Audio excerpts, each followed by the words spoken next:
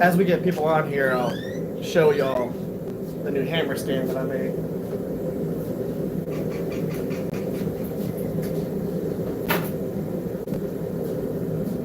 Let's see. We'll use that hammer. Best dog head hammer.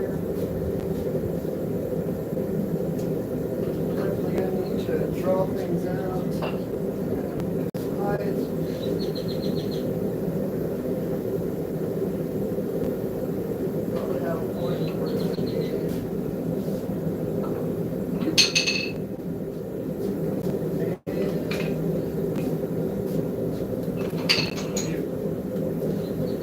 Ended up popping on here. Of course, we're back out in the shop doing a live stream, working with the new J. Nielsen Anvil. This is the collab with Texas Farrier Supply. A little bit different than my Trenton Anvil or the V4 that's behind the new hammer rack.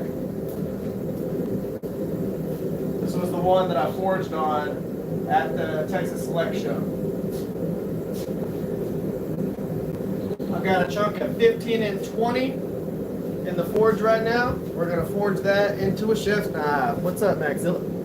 We're going to forge a chef knife. Now, the reason why I'm forging a chef knife today instead of something else is because I have forged a chef knife on the Sunday live stream at the show, and someone ended up getting that.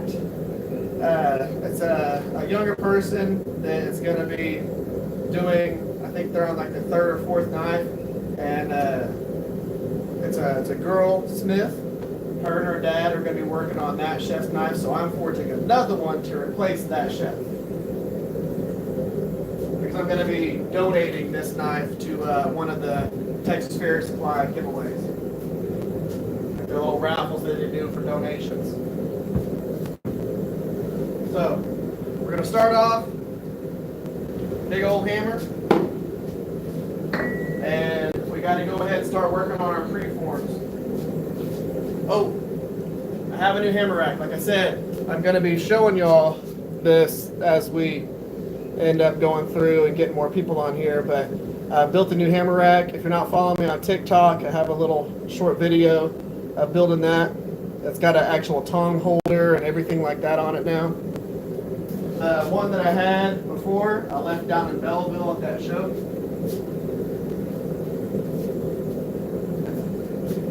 Arlen's behind the camera, like cheerleading me.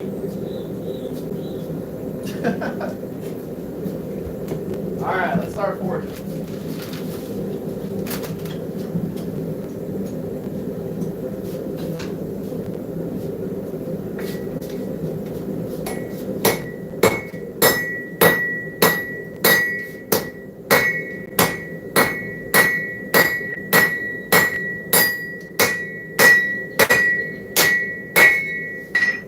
One of the things that I'm most likely going to do this Anvil is I'm going to silicone the base of the Anvil to that stand.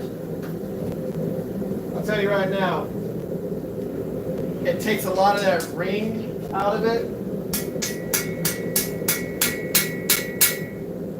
And it wasn't that loud inside the show. Now, of course, I can do the thing where we stick a magnet on it. That magnet's not super strong, so I'm wondering.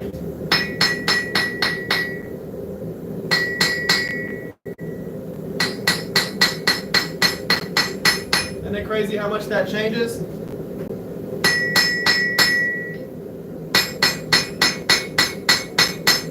Just the use of a magnet? Wow. So I have that on the back of there. Maybe that'll help a little bit.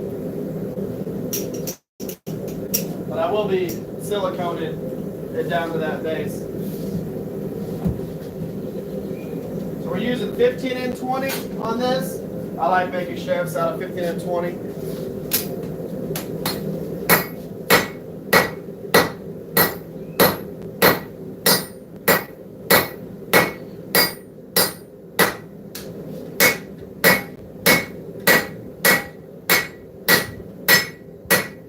forge that tip down, start getting that preform on there.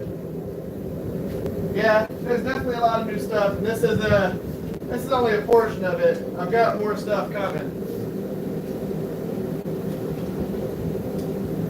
I've got a new forge. I've got a new forge coming by Texas Forges. It's a ribbon burner forge. So what blade shape am I doing? I'm going to zoom y'all in just a little bit. There we go. So the blade shape is basically going to be a big version of one of my chefs. So this right here is one of my chef designs. This is the smaller of them. It's just going to be a much larger version of this because the blades are going to end up being about another ½ inch taller and probably about another 3 inches longer. So a good chef knife blade, what you're going to do, but this is going to be a much larger version. The steel that I'm starting off with was 8 3/4 inches long at its longest point. And if you take this by itself, this overall length on this is 9 3/4. So I'm starting off with steel that's only an inch shorter than this. And we're going to be stretching all that out. So we're probably going to end up with about a 13 inch, 14 inch overall length.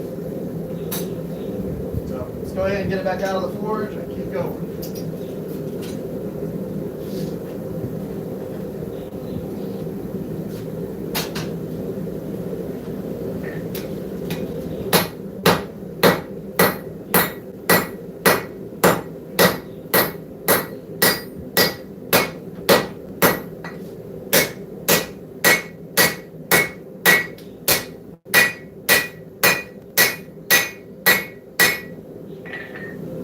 Kind of gone through and just worked that down.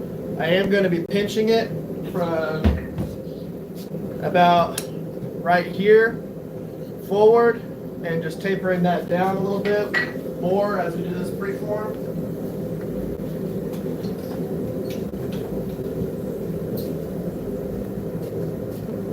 As soon as this steel starts getting cool, I'm just going to put it back in the forge. We're not going to be, forging this really that cool or anything like that. Y'all up just a hair. Let me know if this starts getting into the where y'all can't really see it through the comments or anything like that. What? You can go ahead. 15 seconds. 1-5. My daughter's wanting to go in there and heat up some pizza.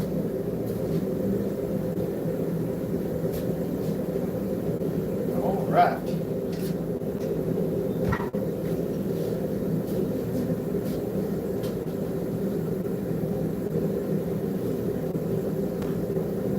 So one of the knives that I'm working on right now is this right here.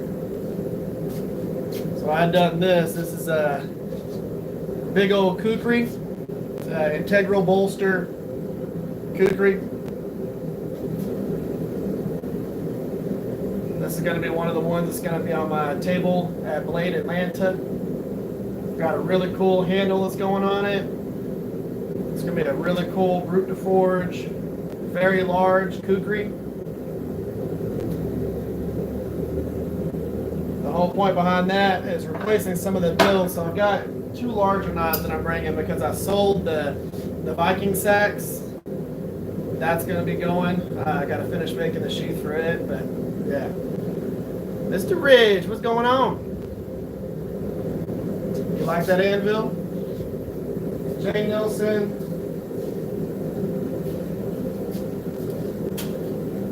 It's cool because I had a little bit of input on this Anvil as it was getting made.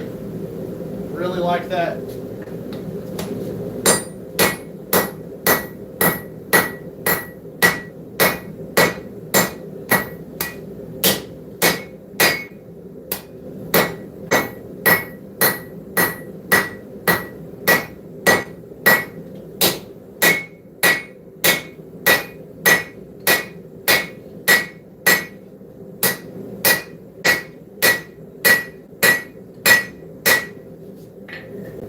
Gotta keep bringing that down, stretching that out.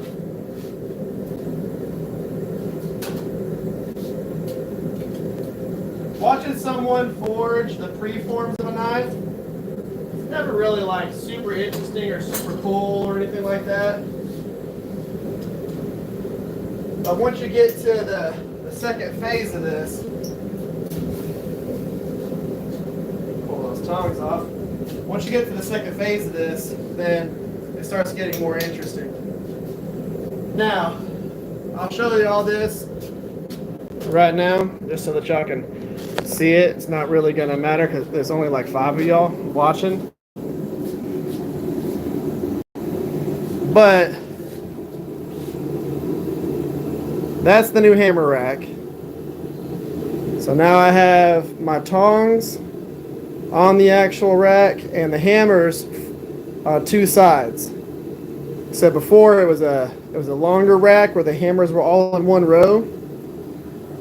Now it actually has a tong holder, so I don't have to have all the tongs on the side of the anvil like these were right here. Now I have all my main tongs on the side of this and all my hammers over there together. So right there by the power hammer, and of course I move it if I'm using the power hammer. Man, I don't know if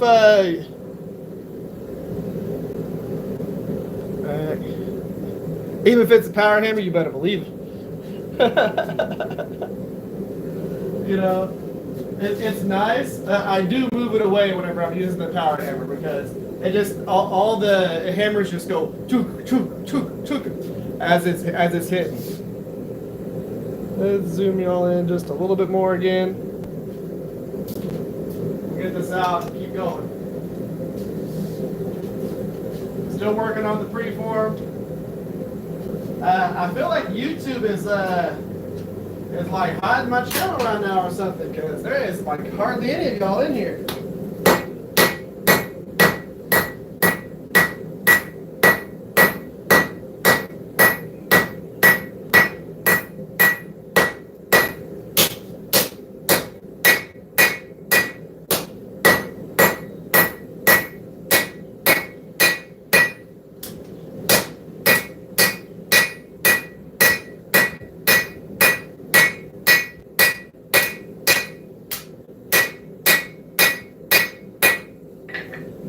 Step their game up. Next weekend I might go live on TikTok instead of YouTube. I have both things. If you don't follow me on TikTok, you probably should because I post little bits of content on there. I don't really do much on Instagram because Instagram has that whole like, it's not even a shadow ban on knife makers. They've just told us that we're not showing your content to anybody. So Instagram's kind of, I don't want to say it's pointless, but for knife makers, all you're doing is showing your stuff to fellow knife makers. You're not creating any new business on TikTok or on Instagram. With TikTok, they still, at least me for the most part, let my content go everywhere. And same thing with YouTube for the most part. But Instagram, if you're trying to get new business on Instagram, it's almost impossible as a knife maker. So all you're doing is just showing your stuff to all the other like-minded individuals. I bet you do like my rack, Mr. Rich.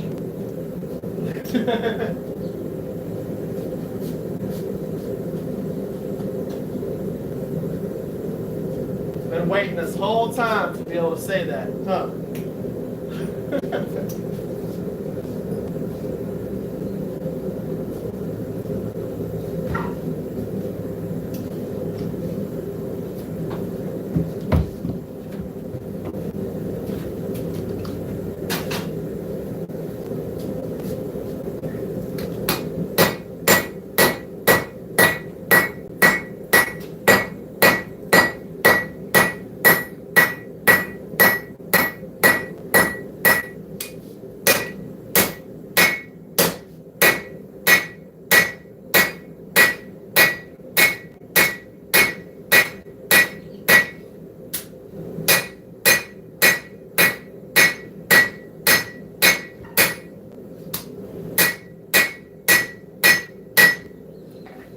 flatten it back out a little bit. We do have a nice taper to that now.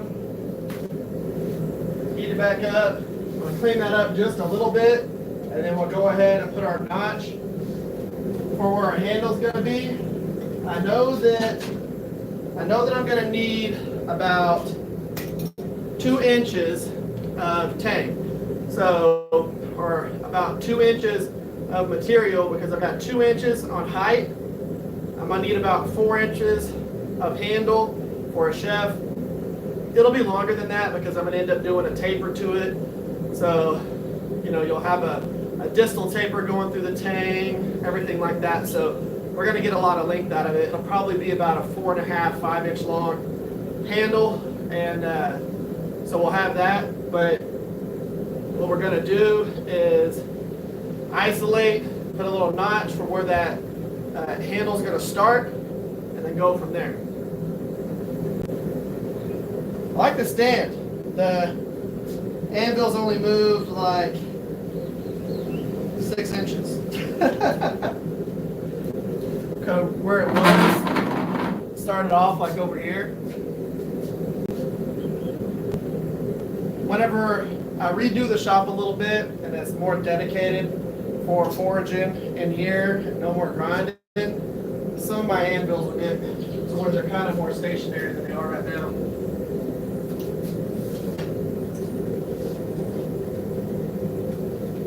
So with this phase, we're going to go through and just clean up the preform just a little bit.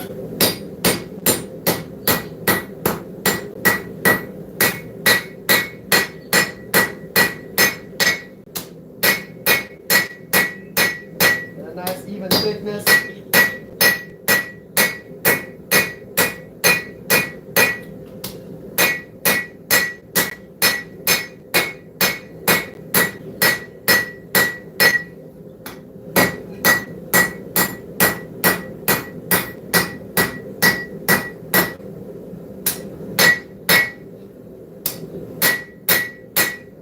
Not really 100% necessary this phase, but it is going to make my life just a few seconds easier on the end result. So that right there is our preform for the blade. Now I know I need 2 inches of material, so I'm going to put my notch in here.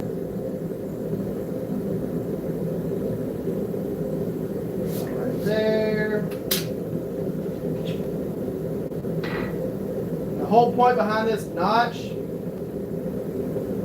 is just to give me an indication right there of what's going to be the handle, what's going to be the heel.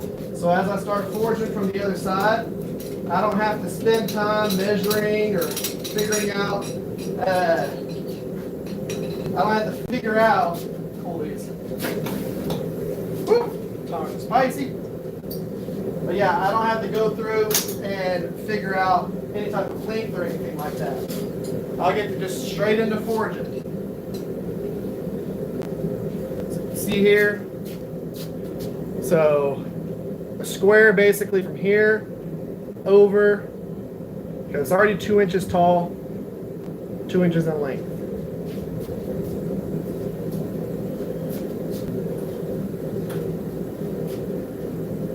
I'm going to turn the anvil when we start doing this phase so that y'all can actually see what I'm doing at this point. Now this anvil is not super heavy, so that actually is really nice. It's 112 pounds. My other one that I use is back here. That anvil is 170 pounds. And it's between that and then that base is like 80 pounds by itself. So that base is probably about 50 pounds, 60 pounds. I overdid that. Definitely not 80. Probably about 50, 60 pounds. Because that's a whole bunch of 2x12s stacked together all the way to the back. So basically a trunk. So probably about 60 pounds of a base plus a 170 pound anvil.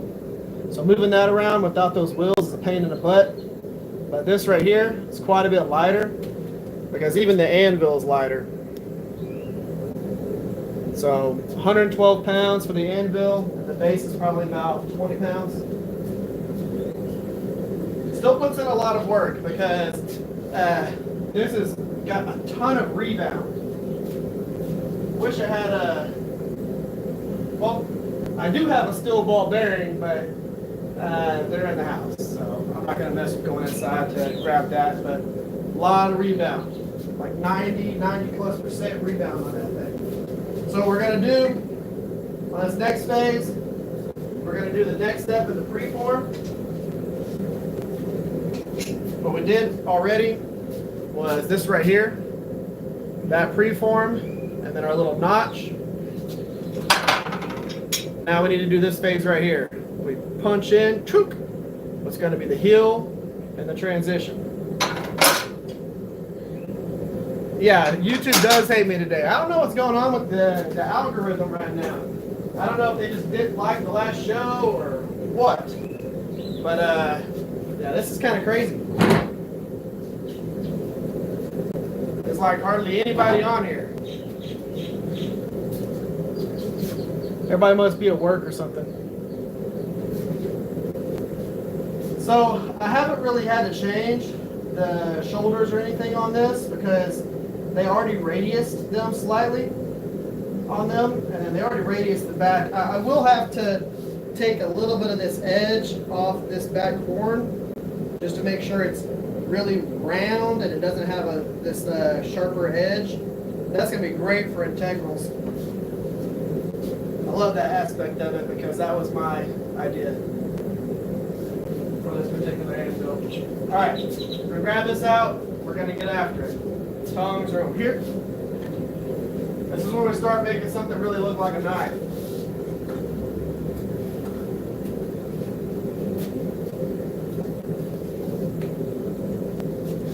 On the edge.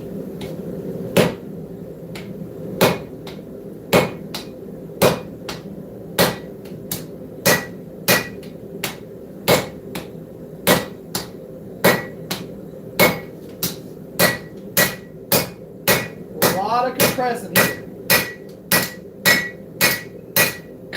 because we got to bring that down. That little bit that I just forged there, we got to bring that all the way down to about 3/4 of an inch. So we got to take this from a 2-inch thick in that section down to about 3/4. So we got about 1.25 inches of movement to do in that little area. And then whenever we draw out this heel, we should end up with about a 2.5 inch tall blade, which is actually pretty tall for a chef's knife. It's perfect. Some of these like Western style chef's knives have pretty tall heels on them. My normal size, or my smaller size one, that's right at about 2 inches tall right there. So we're going to go about a 1/2 inch more than that. That's one of the templates for that chef. I've got for that, I do some of the templates out of steel like this. I've got other ones that are made out of wood. All of my original blades, so all of my originals that I ever made are right here. These were all the firsts. And I still have all those templates from years ago.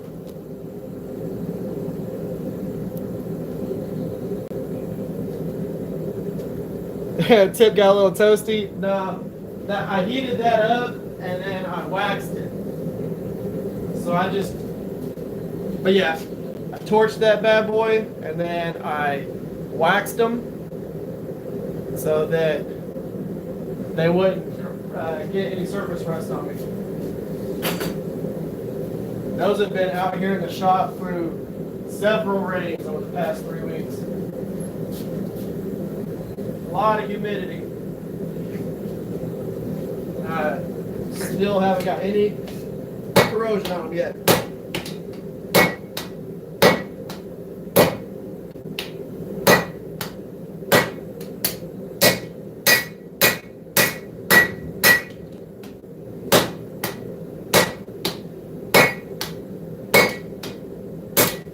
Flatten out all those sections that are trying to I-beam on it. We're just going to keep it going from there.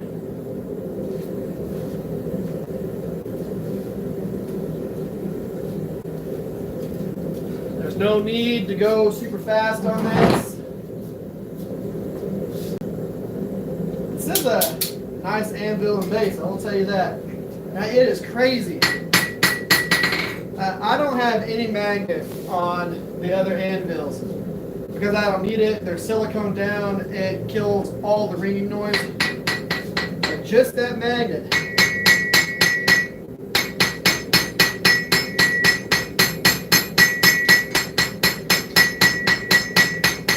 That's crazy sauce. That is a tiny magnet. But just that little bit kills that much of that ring.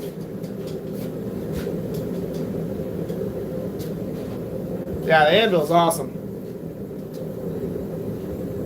And then, new hammer rack. I also made the hammer rack about 10 inches taller than the last one, so I don't have to lean over to grab them. So now, walk up, grab an anvil. It's just like an anvil height, and it's right at my knuckles on the height on it. Just grab it. Go.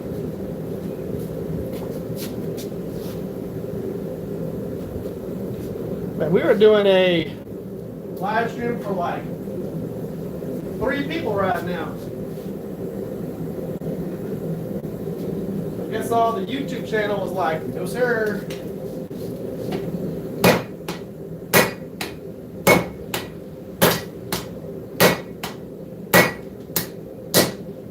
To be fair, my wife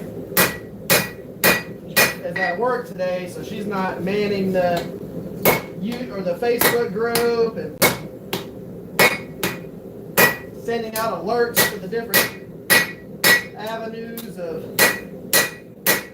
social media right now. She's at her job doing non-Rivers experience stuff, so she's not shouting everything out and doing all that. It's just me here in the shop.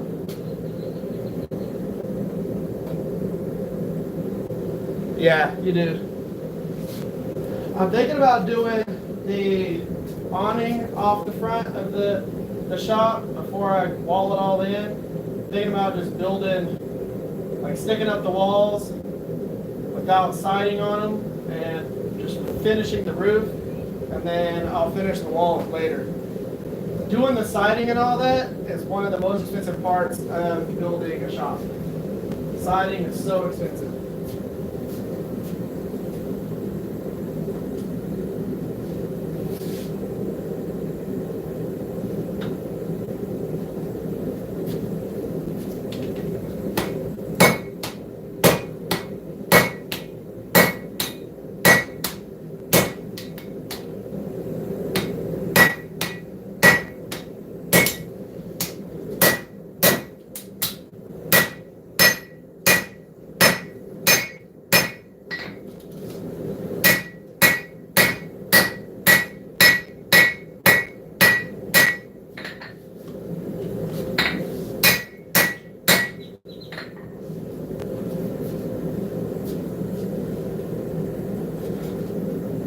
Once you get past all the compression of this thing, everything moves so much faster. So the nice thing is, forging in the shop, I've got a concrete slab that I'm forging on. Forging on top of that trailer was ridiculous. You know, if you've ever forged on an anvil that had suspension, it was wild.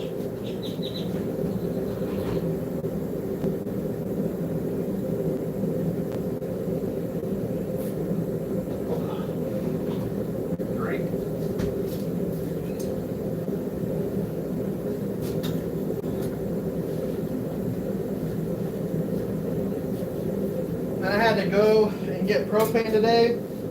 It's the reason why I started at 12:30 as opposed to a little bit. Oh boy, just a little bit.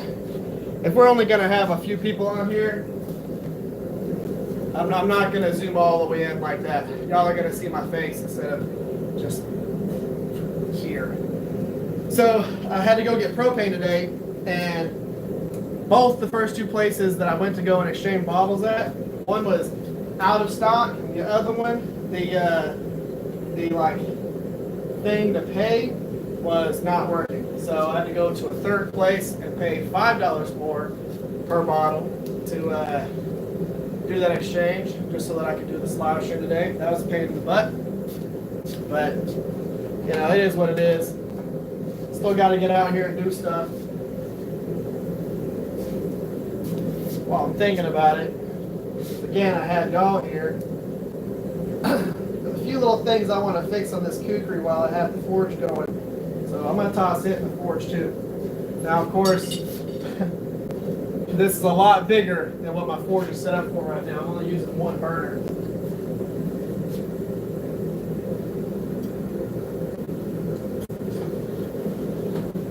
I've got the back section blocked off.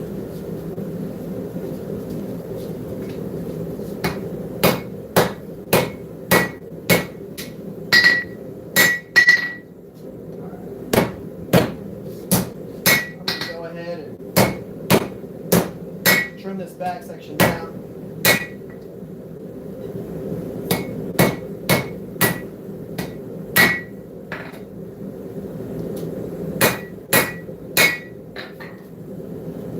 Don't want that to be a cold shed.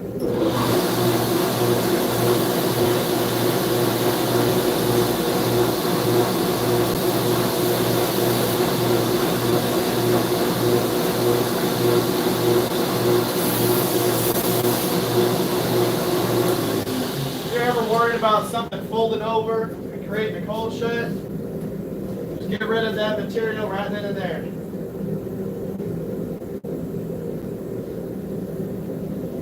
So I'm going to compress that back end down. One of the easiest ways to do that. Now, of course, again, I haven't touched any of the edges on this, but like on my big Anvil, this edge is rounded about 1/4 of an inch. So whenever I'm going through and I'm pinching on the side here, it's not as sharp. This is still pretty sharp. Even though it's slightly beveled, it's still pretty sharp. So if I did anything, it would be removing some of that, which, let's go ahead and grab a file and zip that off.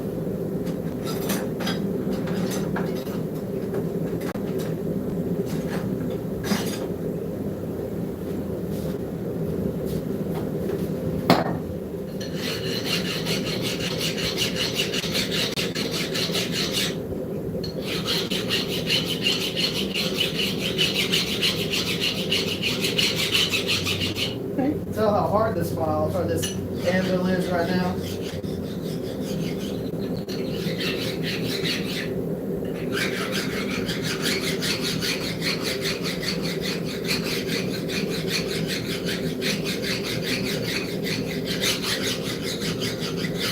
I think it's almost skating that file. No file, it won't skate.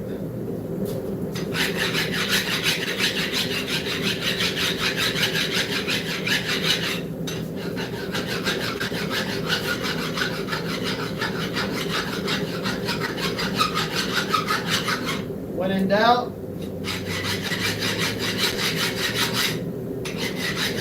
little bastard file.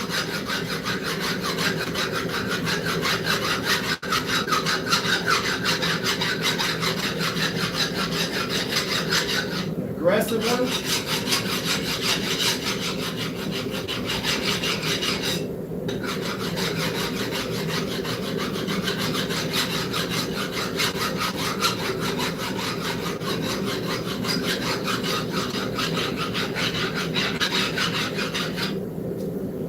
There we go.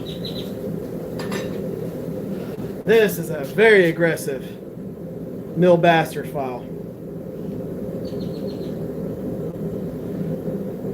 old school, made in America, Nicholson. It says flat bastard file, but same difference.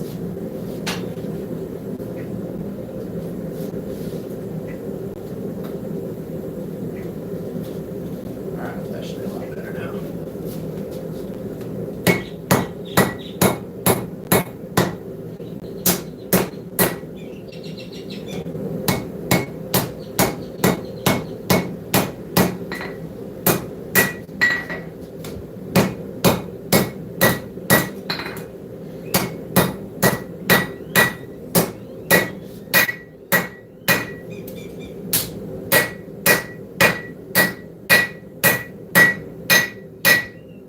Basically, all I'm trying to do is compress that down without huge fish lips.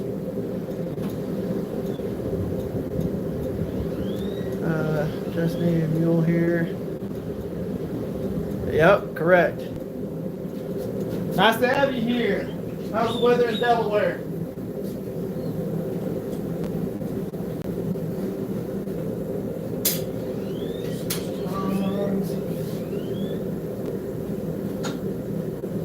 All I gotta do on this one is just go through and straighten a few things out that I didn't like.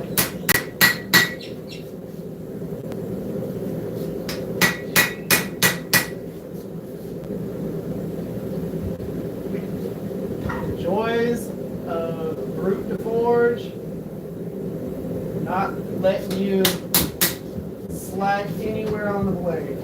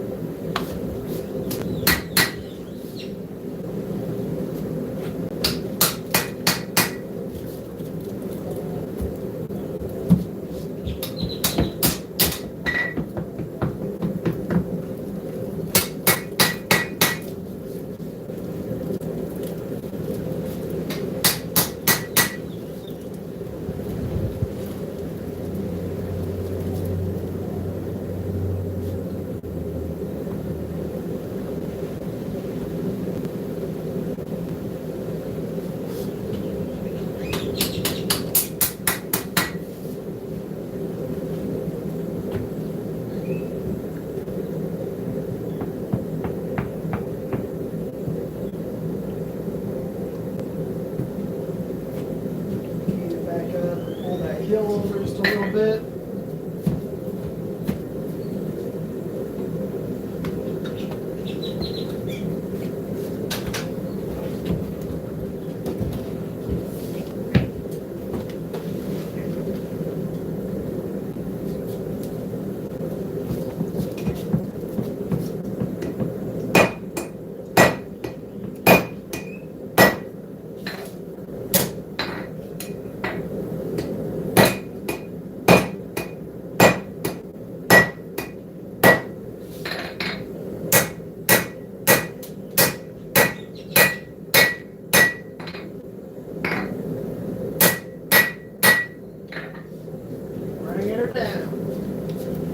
What I'm doing as I'm forging this for all 10 of you, so as I'm bringing this and I'm pinching it here, and then I'm flattening down the center. That's why this is staying straight as opposed to getting fish lips. So I'm flattening the edges just a little bit, and then punching it right back down the center. Get that heel heated up just a little bit. We'll switch hammers.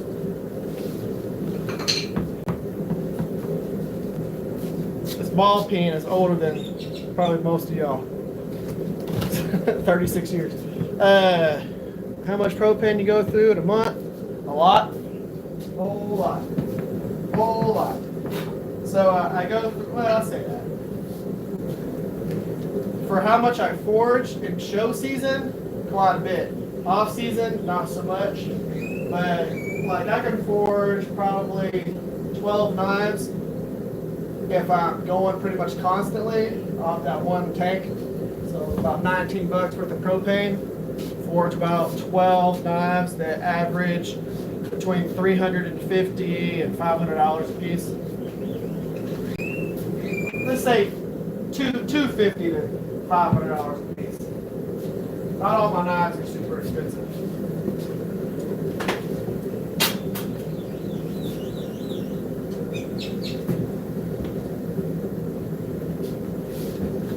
Some of y'all are probably thinking, well, that's expensive, but in the realm of a popular knife maker, $250 is nothing.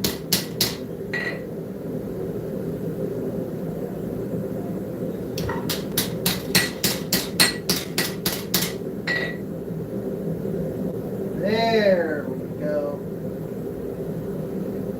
The hill was just a little bit off.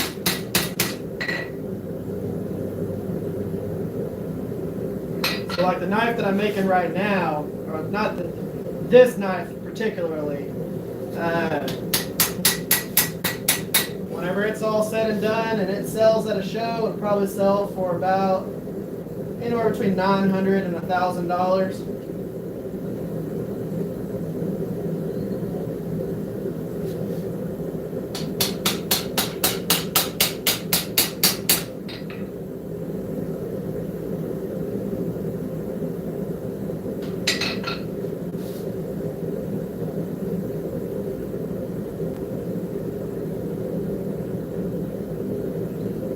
That's nice and straight now.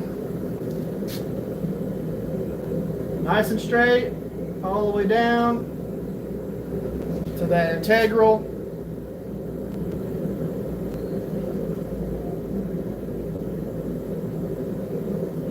Cutting edge,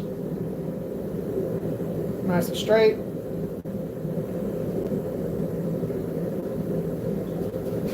That's what I wanted to fix on that. Now this is just going straight up on top of the forge. I'll end up doing an annealing phase on that later.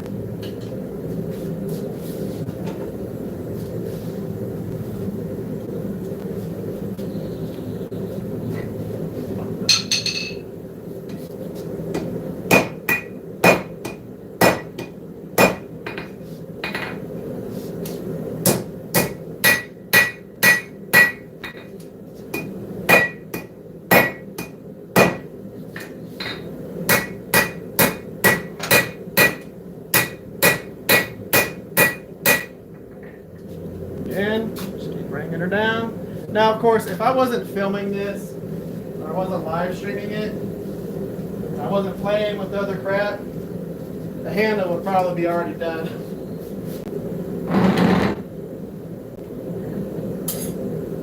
And a lot of that's just because I start going boom, boom, boom, boom, boom, boom, moving it, moving it, moving it. I've always been interested in knife making, but recently, more interest. I've done 3 knives so far. Done. Hey, that's how you start off with everything. That's kind of how I started too. In the process of building a forge and a 2x72 buck grinder, so I can start forging. So, are you building that as a person who already makes tools and machinery and stuff like that? Or are you just building that and you've never made a 2x72 before and you're like, I'm just going to wing this thing and make a 2x72?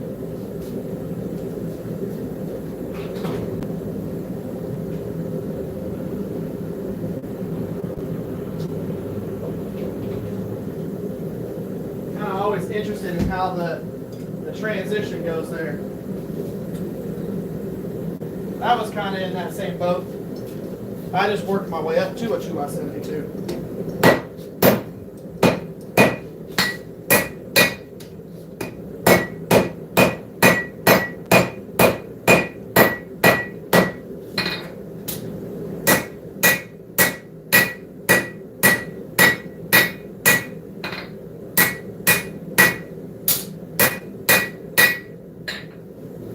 Okay, on this next heat,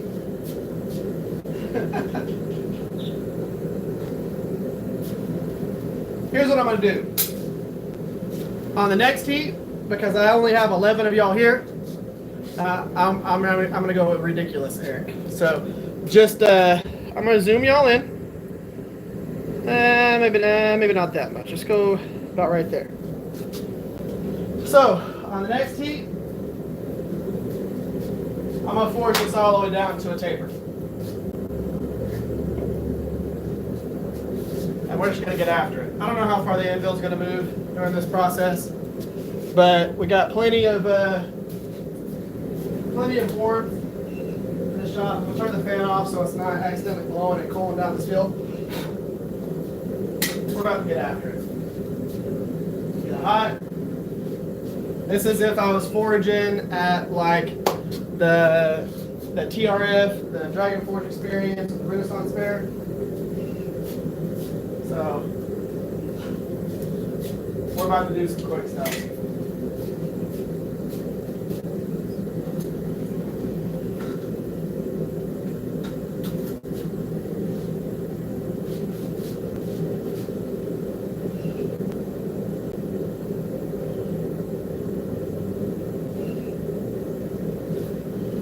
And down.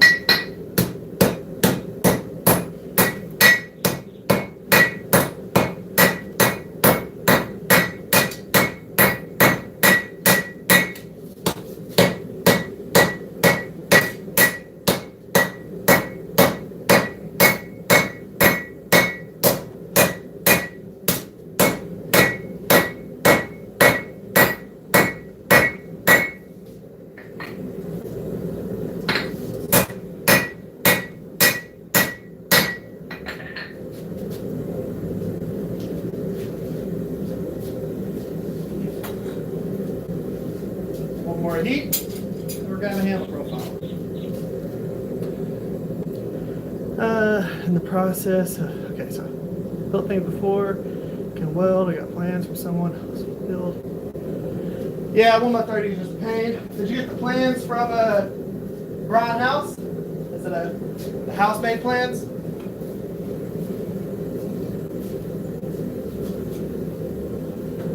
One of my friends, Steve Jennings, guy made my power hammer. This wonderful beauty right here is in the process of making a 2x72 with the house-made plans.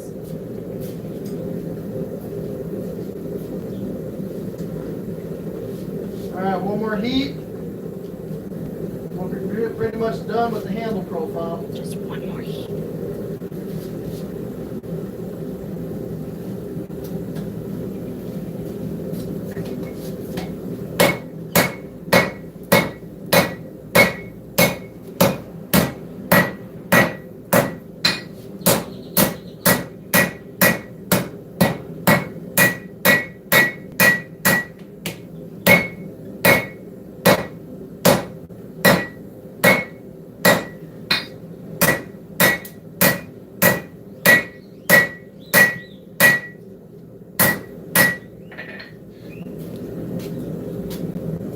Handle. So what's up, Miss Rivers? You know, there's a big difference between having you go on there and post all your crap on the different things like Facebook and all that, and this, huh? The 8 people watching. 8. Okay, give me a minute. I'll get it shared. Not 800, not 80. It's crazy. This is actually lower than the first time I ever did the live streams. Hang on.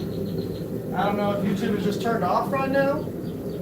If people were just like not logged into YouTube. Oh, we went up to 9. Trust me, that 9 people watching me right now are all friends. The duck came on and he was like, whoa, holy cow, what's going on? Oh, you have it. Hang on. Let's share it here. I'm still having fun though, either way.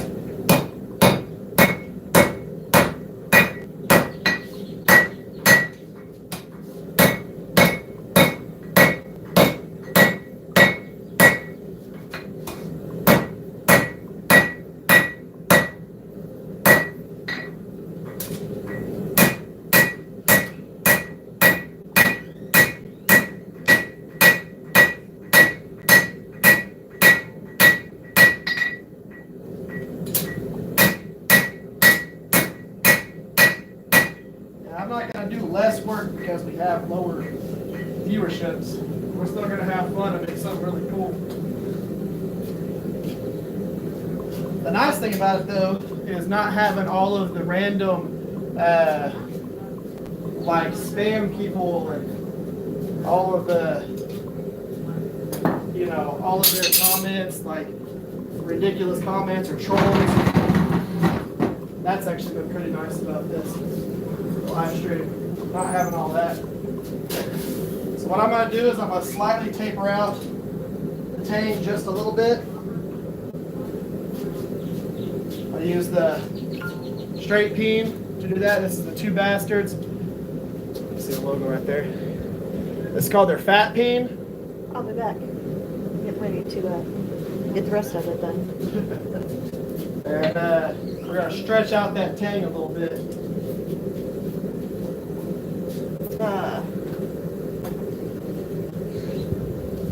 Miss Rivers is going to go do her magic.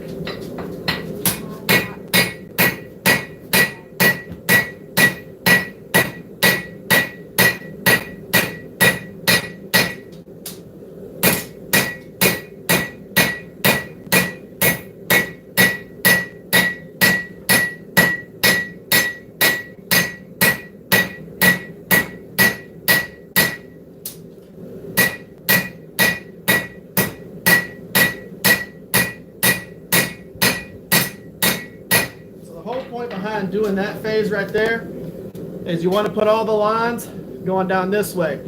I could have thinned this back out with the rounding hammer, but I want to get all length and no more. I don't want it to grow this way. I only want it to go lengthwise so that I don't have to try and forge it back down again.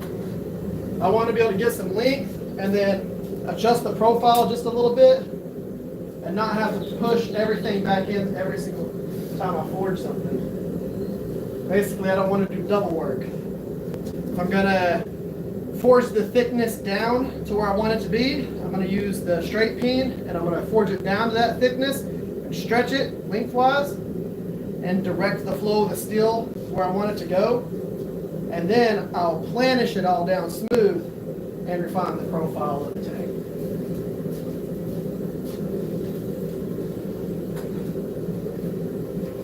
Again, whether I have 10 of y'all on here or if I have 110 or 1,000 people, even if we just had one person, we're still going to do the same type of content. We're still going to do the whole entire thing. Just because, you know, for one, these turn into videos after I get done with the live stream in about 10 hours. YouTube processing them, they turn into a video so that somebody can come watch it later. Also, I don't, you know, I like doing the quality content and teaching, so even if it's just one-on-one, I don't really care. It's cool whenever we have a whole bunch of people watching, but it's not necessary. Now, I won't be doing a live stream next week, though. I've got to work for Pepsi next week, which is my main job.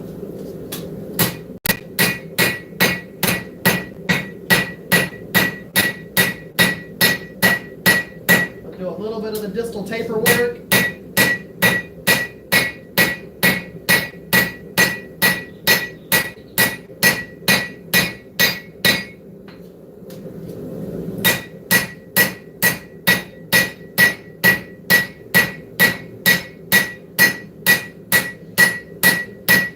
Do a distal taper with a straight beam.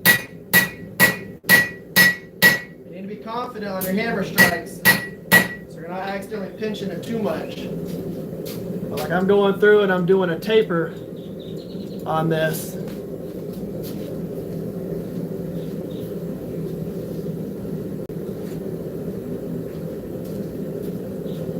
Now this handle is going to be a little bit longer than my typical handle, but I can always remove a little bit of the length later if I think it's too long. The thing that you want to make sure of though is that the part that can't be any extra length this swell to here, that can't be any extra length because you need to be able to fit 2 fingers on that to pinch, whether you're holding it like this in a pinch grip or you're holding it like this, like that. That flare needs to be the same. It's only going to be the length of the tail. Some people want that tail a little bit longer. That was a little bit of the critiques that I got while I was at the Texas Select Show. They just prefer them that way. But it really just kind of has to be a personal preference.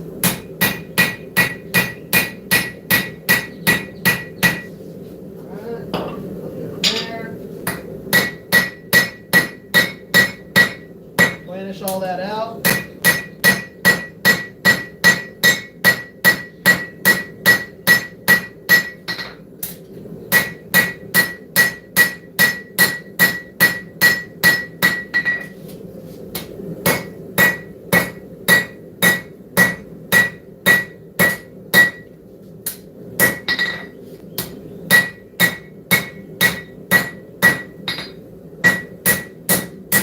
That forging a little bit colder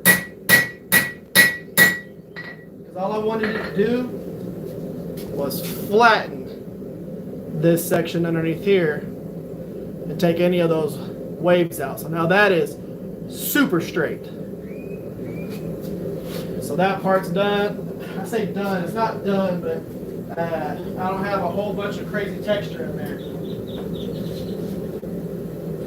I clean up that profile just a hair, and then we'll grab it from the tang side and start stretching out the blade. When we get to the blade side, we need to focus on height and length.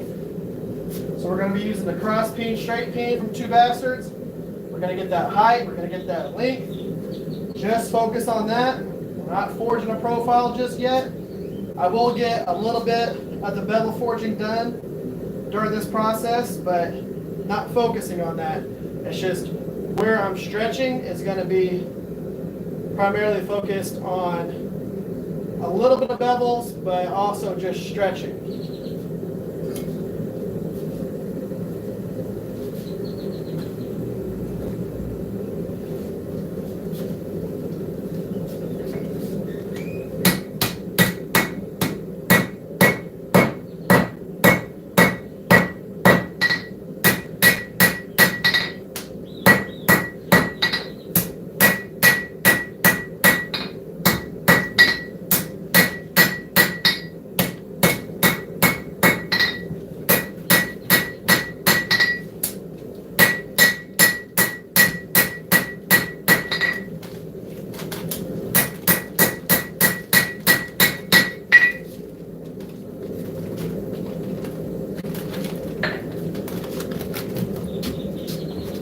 There's our rough handle profile with a very subtle distal taper to it. Nothing too crazy yet. We'll do that later. But just a subtle profile. It's going to get, of course, changed just a little bit whenever I finish the whole profile. But we went from 2 inches tall to that. Now we're going to go ahead and start stretching this and getting length. Whenever we're working on a specific section of the steel, we're only focused on that part. So whenever I'm forging the handle, I don't care what happens to the blade. When I'm forging the blade, I don't care what happens to the handle. We blend those things together when we start working on the profile and planishing and all of that. So whenever I do all this stuff to the blade, I don't care where the handle goes in the process. I'm not going to start straightening that back out until I finish the whole thing. So now I'm just going to be focused on getting height and length. As I'm doing that, I am focused more on the cutting edge side so that I'm slightly forging in bevels while I'm forging in length. I'm not going to be doing a lot of forging to the spine section for the first like 3 inches of that spine, leaving it where it's at. I'll start forging up to the spine closer towards the end of the blade. What that's going to do is that's going to give me a subtle distal taper to the tip and It's going to let me create that distal, slight forging of the bevels, but then I'll still have that meat in the spine closer up towards the ricasso. That'll give me a little extra length when I start forging that, plus it'll let me adjust the profile. You'll see that as we go.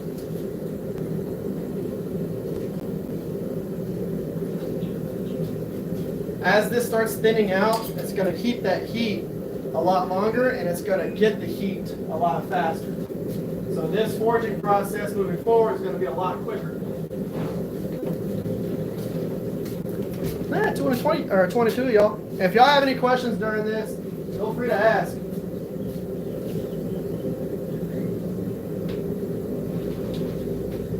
Right about perfect tip to start forging this. I'm going to switch tongs, cool these off. Things are hot. So, cool those off. We're going to go down to a slightly smaller set of tongs. These are just perfect for the tang. I did end up getting another set of 1.25 inch tongs from that show. Iron Dungeon Forge. If y'all are looking for tongs, Iron Dungeon Forge is who I go through for these. Okay. Let's get some height.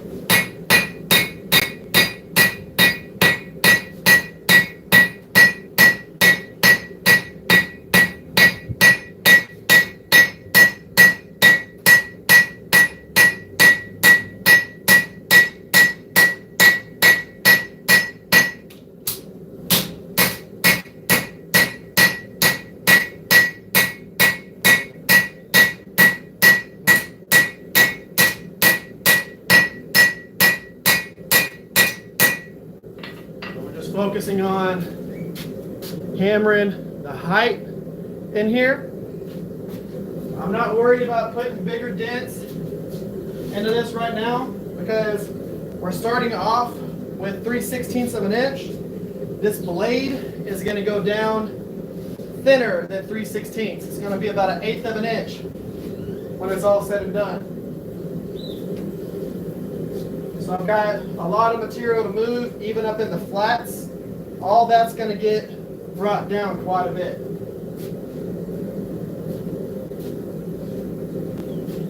So right now I'm going to get pretty aggressive, and I'm going to draw out a lot of that height, and then I'll start drawing out the length, and by default we'll get a little bit of height out of that process as well, especially whenever I go back in and I forge everything down. So I'll show you all this, and y'all might have seen stuff like this or this explanation already before, but what happens with a cross peen or a straight peen is you put a whole bunch of peaks and valleys.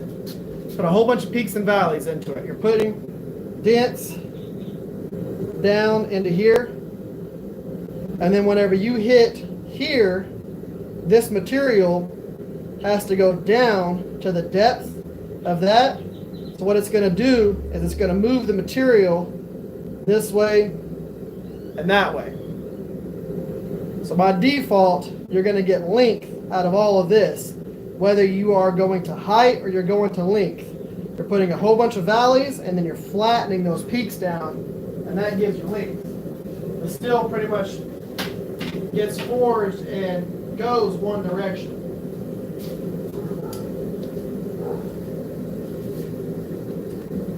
So the cross peen's get me height, and the straight peen's going to get me length.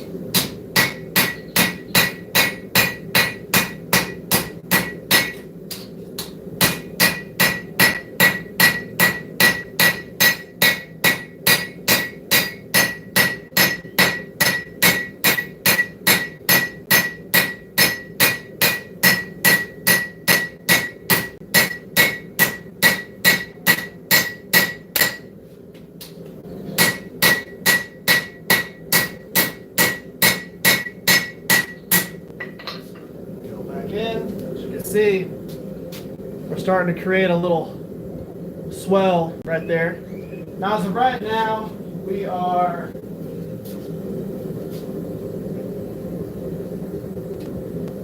at about 2.5 inches on that height. So with it right now, I can stop focusing on height, and I can just start focusing on length, because I'm going to get about another 1/4 of an inch whenever I go in and I really start forging those bevels in with the flat side of my rounding hammer.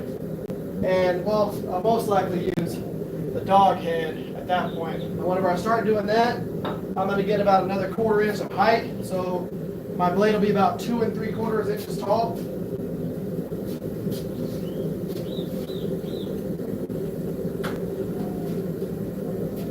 So now we're going to work with the straight peen. That just runs in line with the handle. I was using this one before. We're going to use this, and we're going to stretch out that length.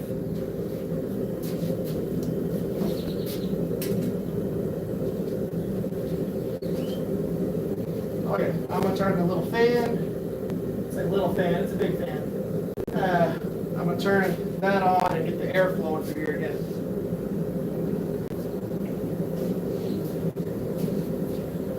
Not too hot outside, but the forge going, it's pretty hot.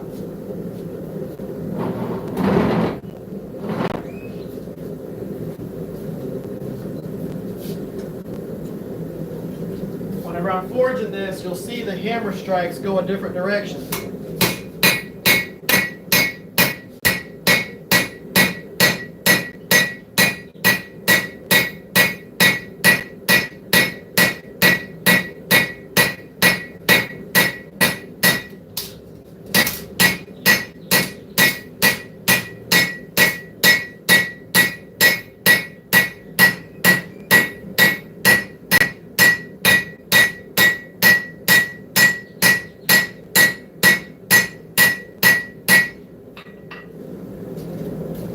See, it'll start going the opposite direction now.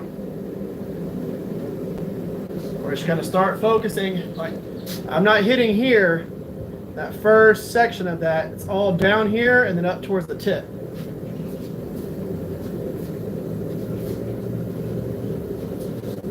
I want to leave that thickness in that spine there so that I can adjust the profile and I can adjust subtle things to get it where I want it to be with all forging and not a whole bunch of grinding. Me personally, I like to be able to forge these within a 1/16 to an 1/8 of an inch of grinding at most. There's going to be sections where I might take a 1/4 off or something like that, but I like getting them as close as possible. It's not necessary unless you're doing a brute to forge or a forge to finish. If you're just doing a forged knife that you're going to end up putting on a surface grinder, just get it roughly where you need it to be, because you can do the rest of the stuff with the 2x72 later. This is going to be sold as a brute to forge chef knife, and I like my brute to forge to be super clean, not have a whole bunch of hammer marks. So if I'm going to be doing this, I want it to be as clean and where it needs to be as possible whenever I'm done forging. But if you're not trying to do that particular thing, it's not necessary to go as far as I'm going to go. But this is where my art form comes into play.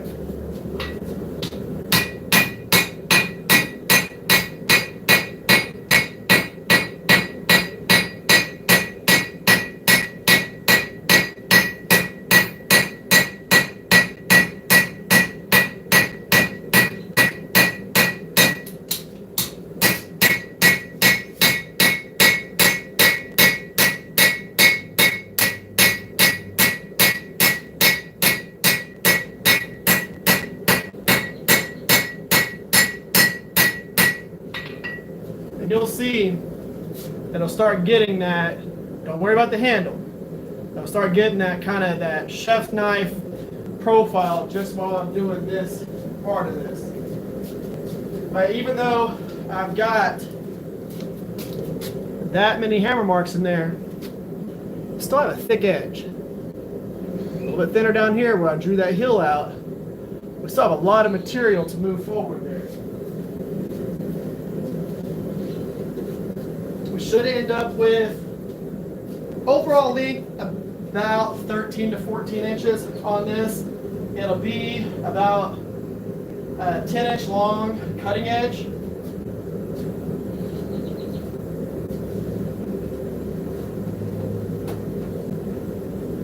This right here is what I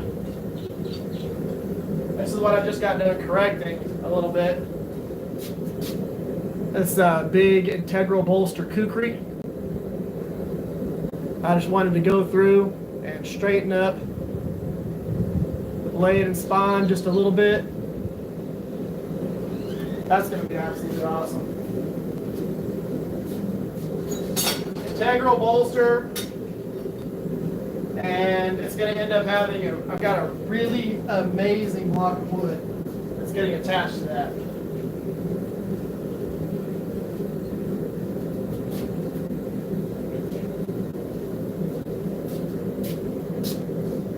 I'm surprised y'all aren't talking as much.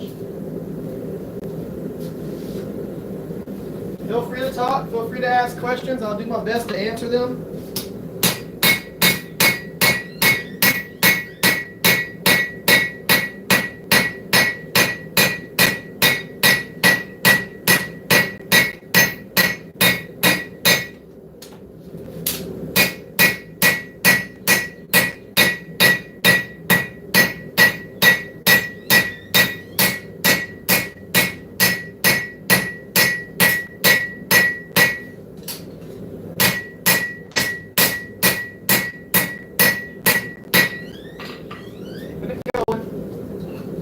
Still got plenty that we need to draw out on that.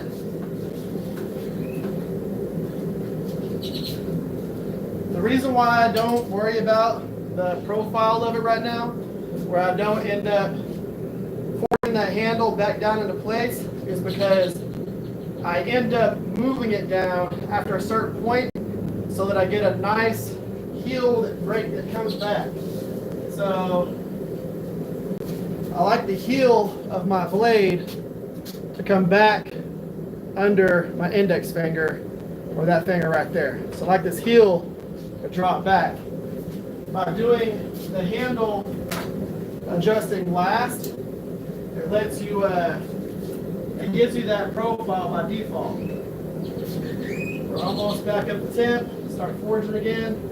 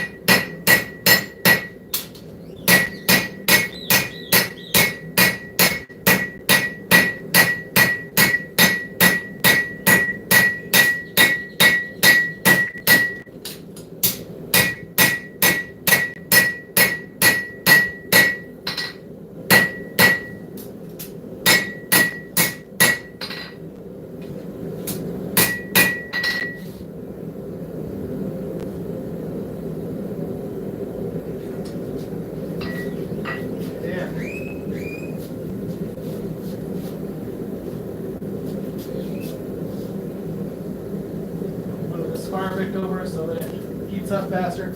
So what I'm going to do is another couple of rounds of stretching that material out, stretching it out. I'm probably going to draw out just a little bit of height again, and then what I'll do is I'll start in with the dog head hammer, and I'll planish all those heavy strikes, all those peaks and valleys. I'll planish that all the way down the blade, and we'll end up getting almost another inch out of length just by planishing that and finishing that distal taper to the tip.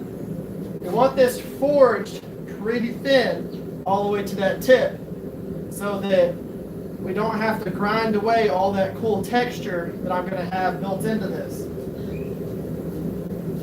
Now, one of my goals whenever I'm forging is I want the texture to be primarily just the depth of the forge scale. I don't want there to be a bunch of huge hammer strikes.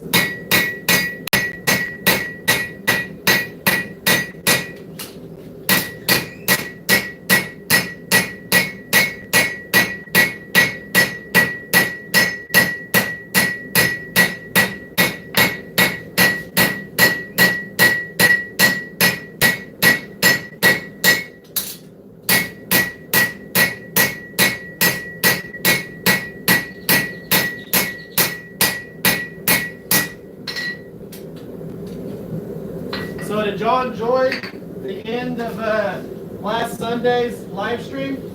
So the last 45 minutes of Sunday's live stream, I had Jay Nielsen from Forged in Fire, the judge that goes ballistic on the knives with the steel drums and the blocks of ice and all that. He was basically my Vanna White for the last 45 minutes. He was talking about what I was doing. We got to be up there on the stage, talking and all that. But it's pretty cool having a judge of Forged in Fire as one of your Vanna Whites as you're forging.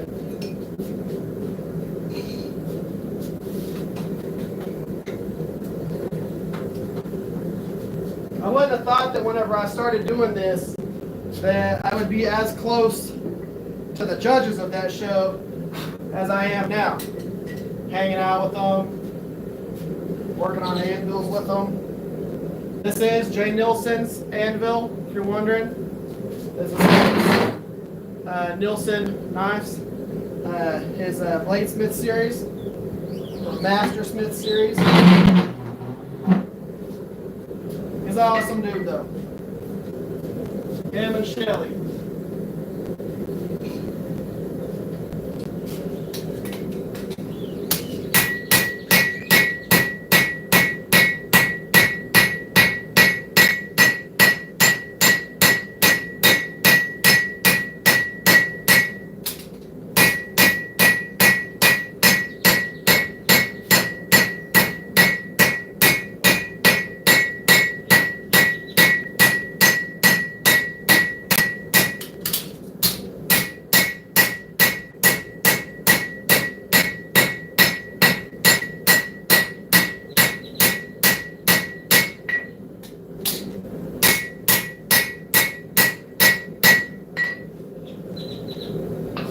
I got about as much length as I want out of that. Right now we're at about 9.5 inches of cutting edge on there. So you can see right now we've kind of bananaed this thing. We've taken it one direction there. Primarily focusing on this cutting edge and not so much hammering on the spine. We've got a lot of that arch to it. In this next heat cycle, what I'm going to do is I'm going to start forging that back down. So we're going to start stretching out. We're going to use the dog head hammer to do this. We're going to start working on that spine and the bevels as we go down. And it's going to pull that profile back down into place. We want a little bit of that belly left into it. But we want to take and unbanana the spine. We're going to unbanana our banana. Some people wonder why I put my hammers on the ground, even though I have a hammer stand.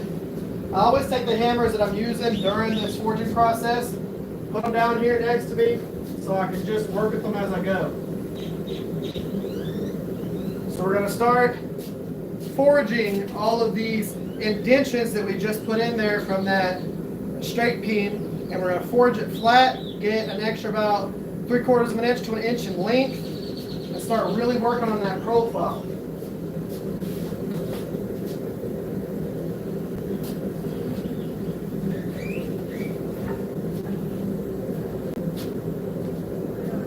Kind of cleaning those things up, getting everything back in line, putting it where it needs to be, and going from there. So Eric, just so you know, you got a better viewership, but not everybody can comment right now. Frank is really desperately wanting to comment. Yeah. Why can't they comment right now? I don't know. We've been through, that's why I slow rode some of the comments, and they got new internet. I don't think... Yeah, it's Frank. It's your sponsor. It's your hammer sponsor. Yeah. One of your sponsors. He can't comment on your video. And he's mad. I wonder why I can't comment. With both of them troubleshooting it.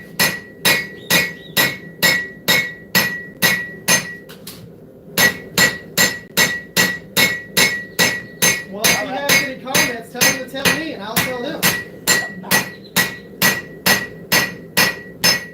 You'll see that banana really starts to come back down out of place there.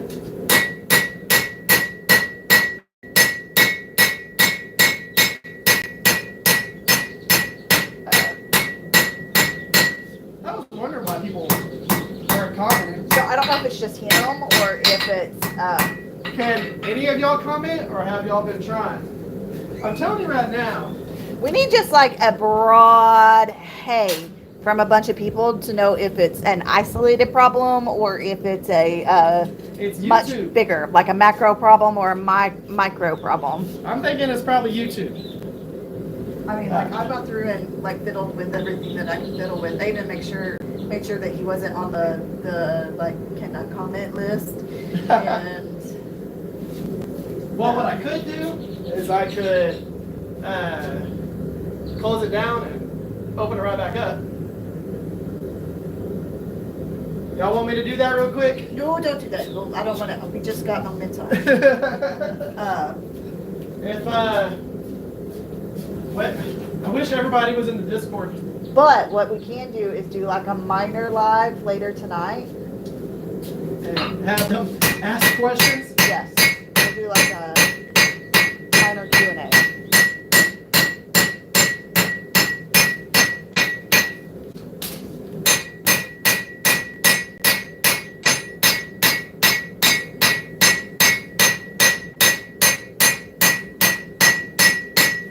Planishing everything back down in.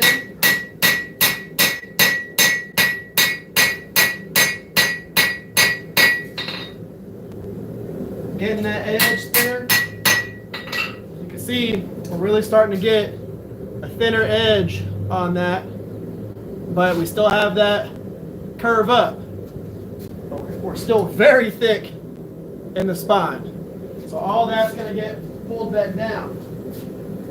All I'm doing right now is planishing and getting a little bit of height. Whenever I really start working on that blade profile, that spine, that where we want that kind of that arch, I'm going to take right now what I've been doing, where I've been forging on the lower section of the bevels. I'm going to really start forging up to the spine, and I'm going to move all that material down towards the tip. So right now, we really only need to get that spine hot, and we're going to start stretching that spine out. We're not using a straight peen to do that. We're just going to be using a dog head hammer. It means it's a dog head just because all the weight's on one side. And we're going to work down that spine. Bring that down and out.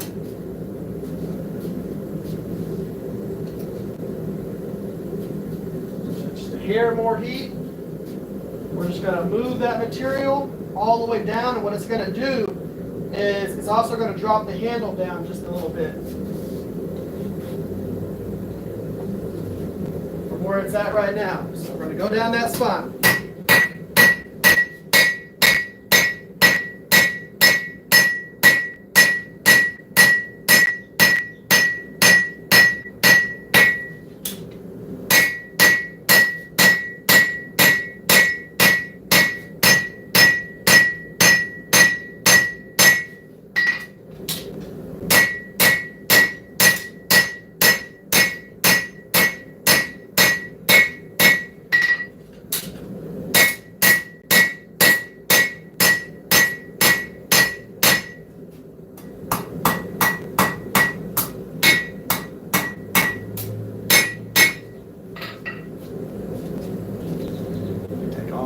That banana out of it, start straightening that spine out, really start thinning that blade out.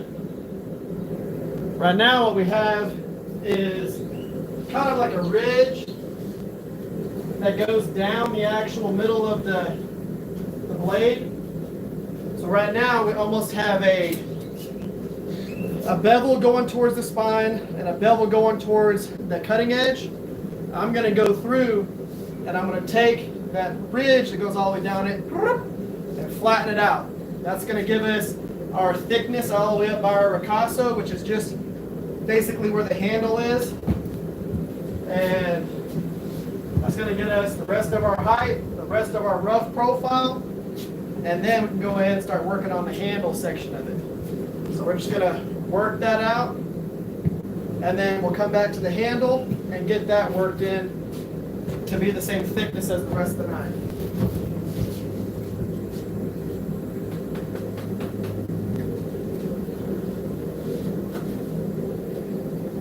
Chef knives knives are pretty cool to make because you have to be real confident in what you're forging because you make them very thin as you go down.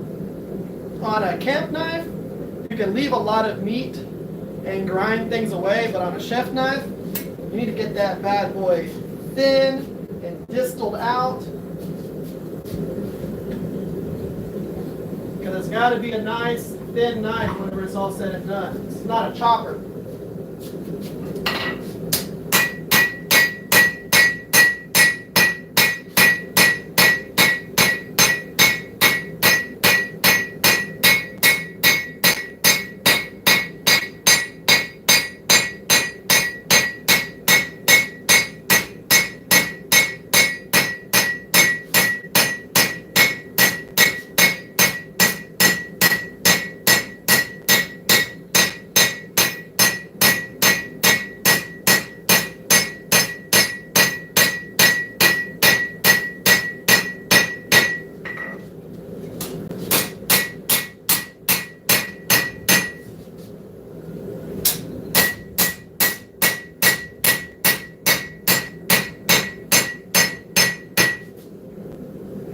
Out just a little bit.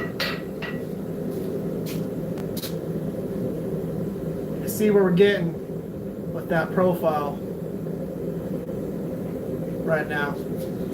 Now, as of right now, our cutting edge is a little over 10 inches. So we definitely have the length that we want. I just want to work on that profile going towards that tip just a hair, not too much, because I'll finish that after we get the handle down and where it needs to be.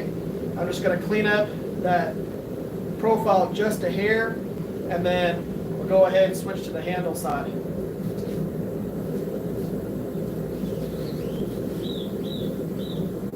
Remember, I haven't touched the handle at all during this particular process. While I've been working on that blade, I haven't cared at all what happens to the handle.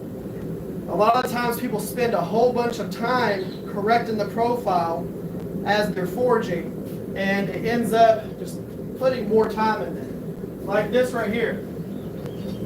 Whenever we're forging a kukri, something this large, when you're forging a kukri like this, and you're forging in the bevels, and you can see the bevels are forged into this.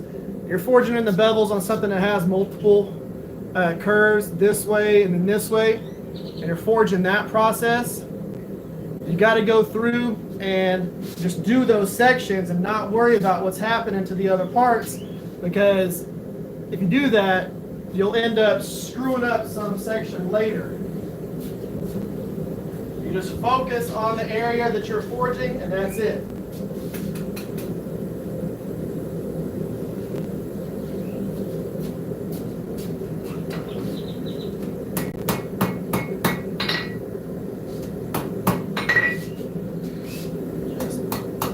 Clean up this profile just a hair.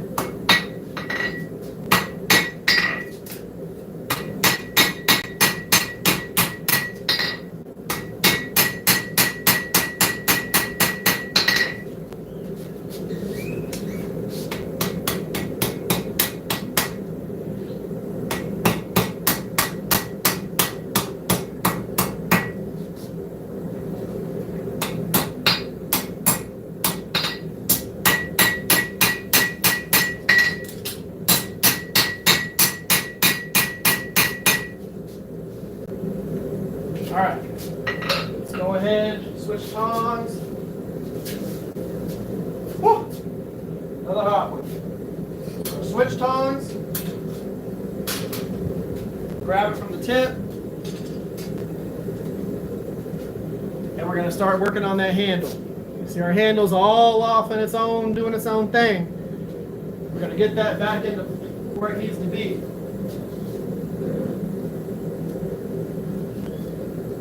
Heat that back up, and then we're gonna pull it down and work it down, and then work from that ricasso down into the handle and get the handle the right thickness.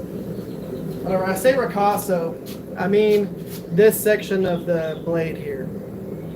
We're gonna work this back into the handle. But right now we need to get that handle brought back down into place. We're gonna heat up the handle, we're gonna bring it down, and then we're gonna start planishing everything together.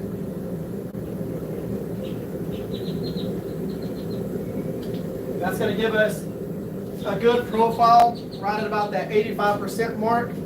And then we'll go through and we'll roughly change the profile, do a little bit more thinning on the cutting edge, and just kind of work it down into its own little areas. Yeah, I think what I'm going to do with Frank's sign, the two Basterds one, is I think I'm going to put it right there. I think I'm going to put that right here. Oh, yeah, look at this cool sign I got. This is the main hammer sponsor. Say the main. It's the only hammer sponsor. I'm going to forge real quick, and then I want you to show them the sign that you designed for us. Alright, so I'm going to bring this handle back down by putting the blade on the horn, and then forging to the inside of the tang.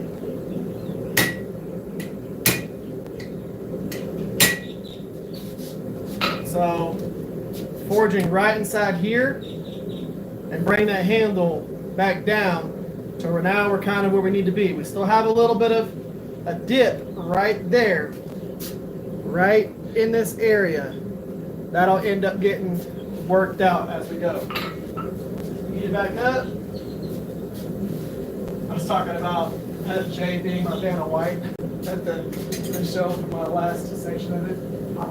You already saw that one. Yeah, great. Let's see your supplies with the Anvil that you are. Oh, if y'all don't know this, I took on Texas Farrier Supply as a sponsor too. So they're the ones that supplied the anvil, the stand, my scrubber, my wire brush. Scrolling banner. Scrolling banner.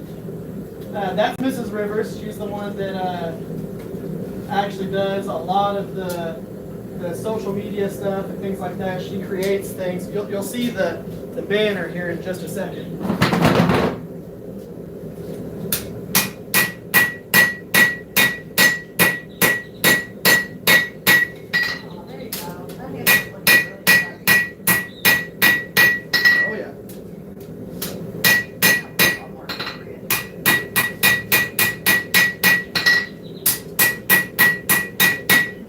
So you'll see I still have that little hump right there, but I still have extra thickness in this section. So what's going to happen is I'm going to massage this area of steel right up in that little area, and it's going to bump it boop, right out and finish out that profile.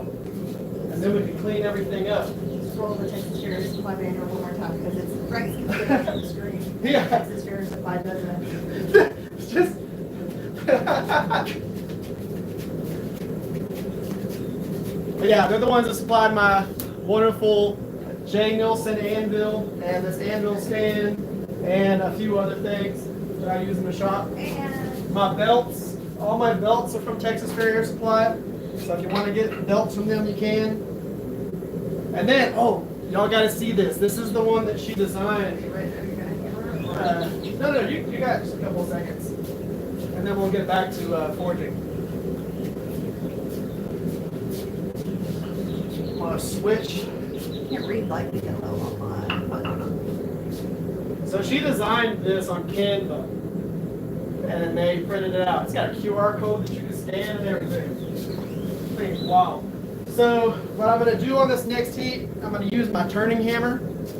This hammer right here. It's round on one side, flat on this side. And I'm going to massage that area and clean up that profile. Yeah. Put that there. I got one time. Sure, I'm going to set up one more time. I think you're right, good with that. Yeah. I got to go get the one. We're out of time. Switch time. I don't need to grab it. All right, so I'm gonna massage that little area.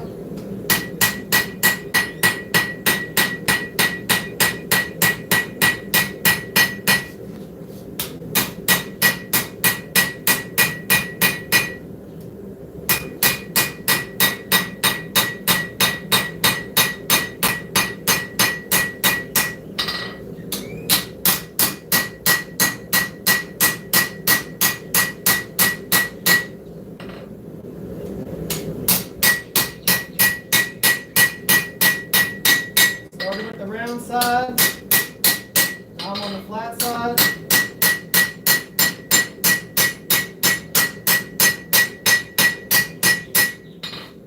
Really working on that distal taper.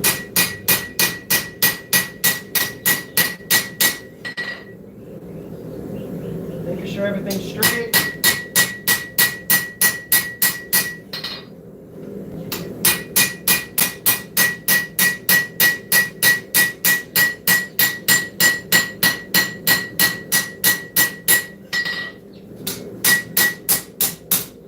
You don't want to do this at a really high heat because we're just trying to correct things.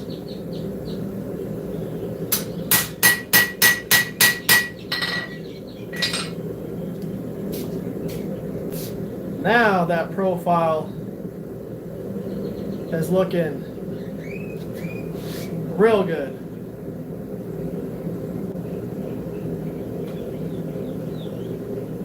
That is looking awesome.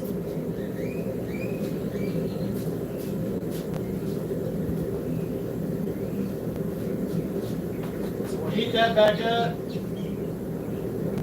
And what I'm going to do is I'm going to go ahead and just work that tang down into that, from that ricasso back to about halfway down the tang. I don't want to do too much of a distal taper at this point, going back to the end, because I've already got plenty of handle material, so it's not necessary. What I'll do is I'll go in and I'll grind the rest of that distal in there. But we have to make sure that the area coming from the ricasso into about 1 inch of the handle is the same thickness, so that what I'll do is I'll grind up to that, and we'll keep that nice texture all the way up into that ricasso area. So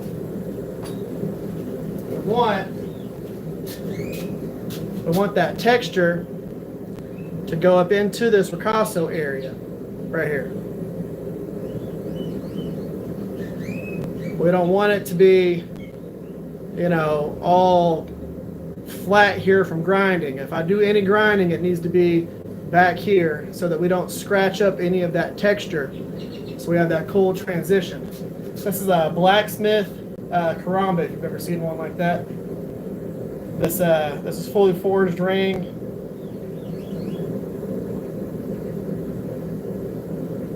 Drop point karambit. All forged.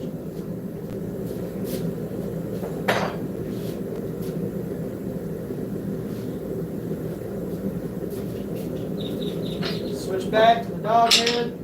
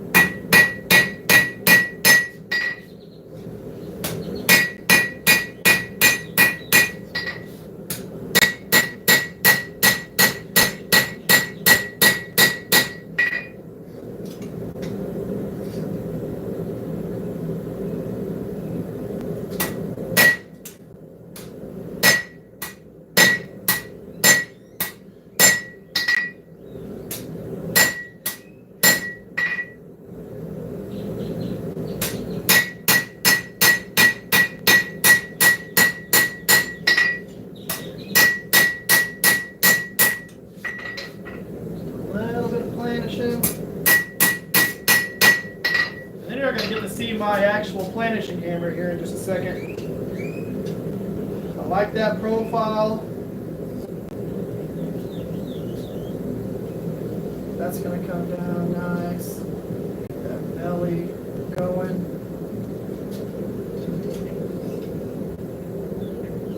Nice and straight. Okay, so what I do is go in and planish that. But profile wise, we'll change just a little bit as I'm planishing. But remember, that started off as a rectangle piece of steel.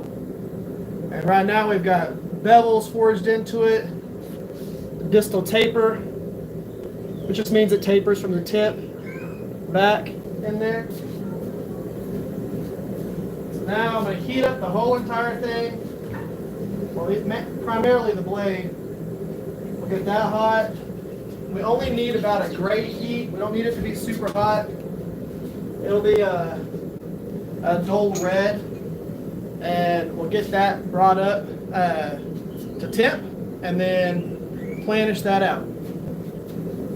And I'm sorry y'all haven't been able to comment if you want to.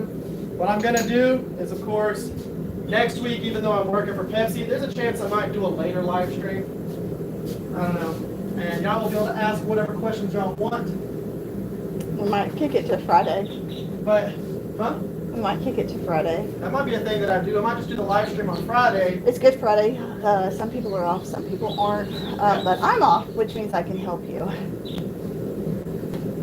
So what we're going to do with this, the whole point behind planishing is smoothing everything out. I want to take every little bit of hammer dents that I put into this, and I want to smooth them out. Now it's already very, very, very, very, very, very, very smooth. I'm just going to smooth it to one more very, and really get that distal where it needs to be, get it planished, nice and smooth. Because what I want for my root to forge texture, I want it to just be the depth of the forge scale. All the little flaky steel that flakes off of it, I want it only like that, just like a thou. I mean, it's barely anything.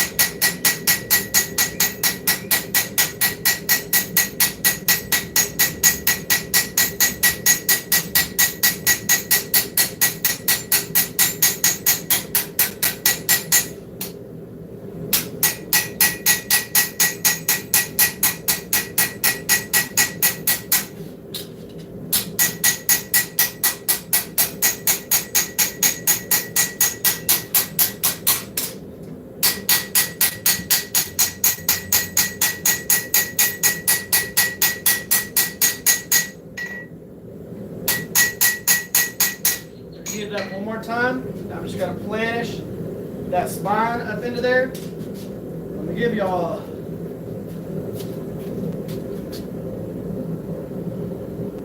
so whenever you actually see this reflection off of here, you can see how flat that side is. There are like pretty much no real hammer strikes inside that. So whenever I'm talking about how flat I'm trying to get it, that's what I'm talking about. Going through, cleaning up all that, those bevels and everything, so that one of the things that people worry about whenever you see a brute forge chef knife is food release or particles getting stuck inside that texture. You can see all the texture from the side, but it is very, very, very, very, very shallow. Like you can't even really catch your fingernail on the texture, but it's all there, and you get that really cool, unique look to it, but it's still very easy to clean. I know because I have my own knives that I've made, that I've used, that have that texture. They're very easy to keep clean, absolutely awesome looking, because they're all 100% unique. You can only grind a knife so much with making it unique.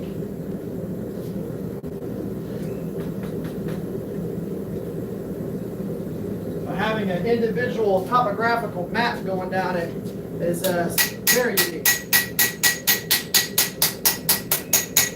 Just working down that spine.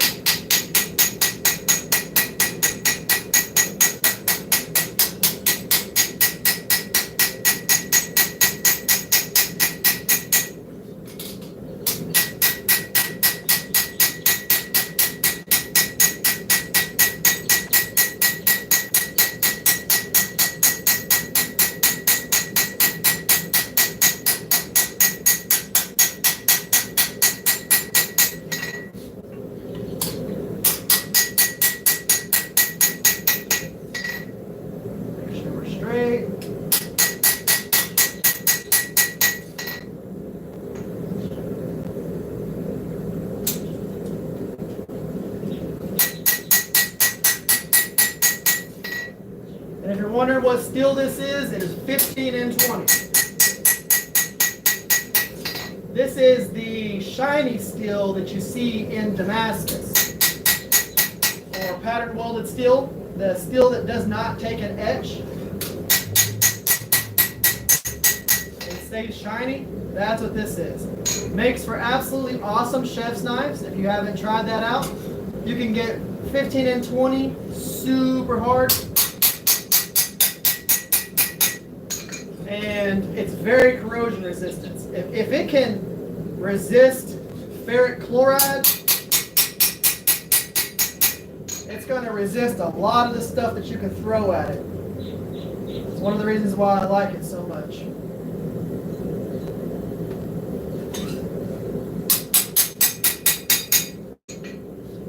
Okay, we're going to grab it from the blade side. And go ahead. Planish out that tang just a little bit.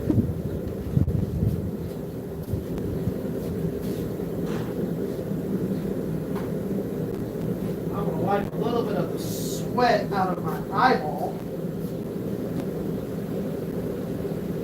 Gotta love that. Sweat, nice little burn. Right in the eye socket. Now when it comes to the tang, because I'm going to end up doing a little bit of grinding on the tang, all I need to do is just make sure that the tang is centered down the spine of the actual blade. It doesn't need to be like perfect or anything like that, because I can go through and grind and make it perfect. Or forge this cold forging. And what cold forging is exactly what it sounds like. Going through and this domino effect on my cameras here. So cold forging is exactly what it sounds like. Instead of having it in the forge and doing that, you're just going to wait for it to cool down completely and then do a little bit of work on it after that.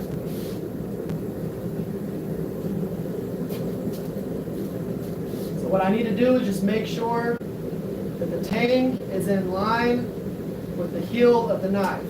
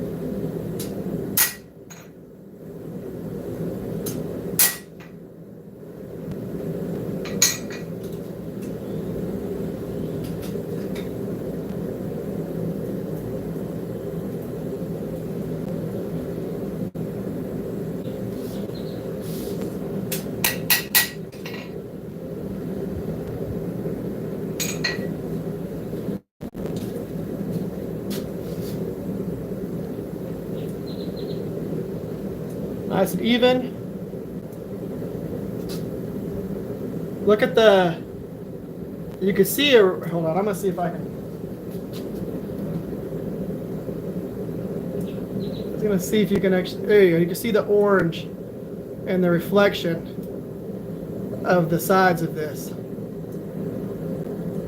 That's how flat that is right there, that light shining off of it.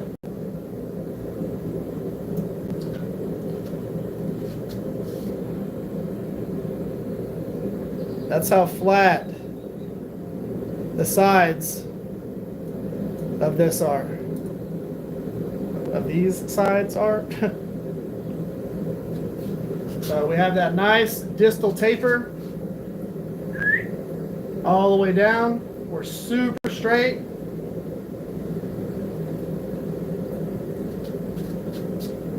Our full profile with bevels forged.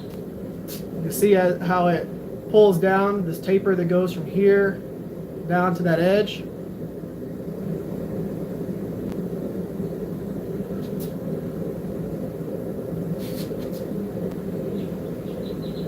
And that's our profile. This again started off as a rectangle piece of steel. 15 and 20. One of my favorite things that I like to do, let's get everything as clean as possible, because even though it's brute to forge, I still want it clean. And I want the overall profile. Like for this right here, I might take like a 1/16 of an inch off of this profile. I won't do anything to the heel. This is done. From here to here. The only thing I'm going to do is radius this section right here where your finger is going to go up to. But I'm keeping that exactly where it's at. Just got to clean up that tang just a hair, and we're golden. And to give you an idea of what the rough profile for this, now this is a slightly different profile, but that right there, this particular profile is going off of the critiques that I had from the Airbnb I was staying at. You know, it was a whole bunch of us knife makers. One thing that they asked is if I would do one where I brought the tang up just a hair instead of having it drop down like that. So bring the tang up just a hair, but fully forged profile, that's not too shabby. So we have that. And then the one that I corrected today, I'll show you all that. It's big old Kukri. I'll bring that up to 10, but let it start kneeling. This is the one that I worked on earlier. Big old Kukri with forged bevels. That is a very thick ricasso. So integral bolster Kukri. That was one that I worked on. I just needed to work on the spine just a little bit. So that one is going to be at the Blade Atlanta show, and then I've got this one right here that is going to be at the Blade Atlanta show. These are the two knives that I'm going to have on the table exclusively for the show. That one, and then a full tang fighter.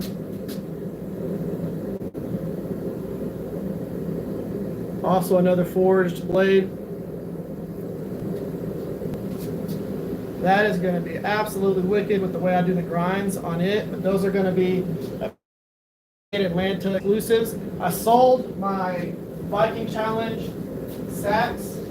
So, of course, that's not going to be there. I got to make a sheath for it. But I'm going to have that. I'm going to have a few other things that are going to be there at this particular show. Pull it all back out just a little bit. And, of course, J. Nielsen Anvil. New hammer rack. If you don't follow me on TikTok, you should.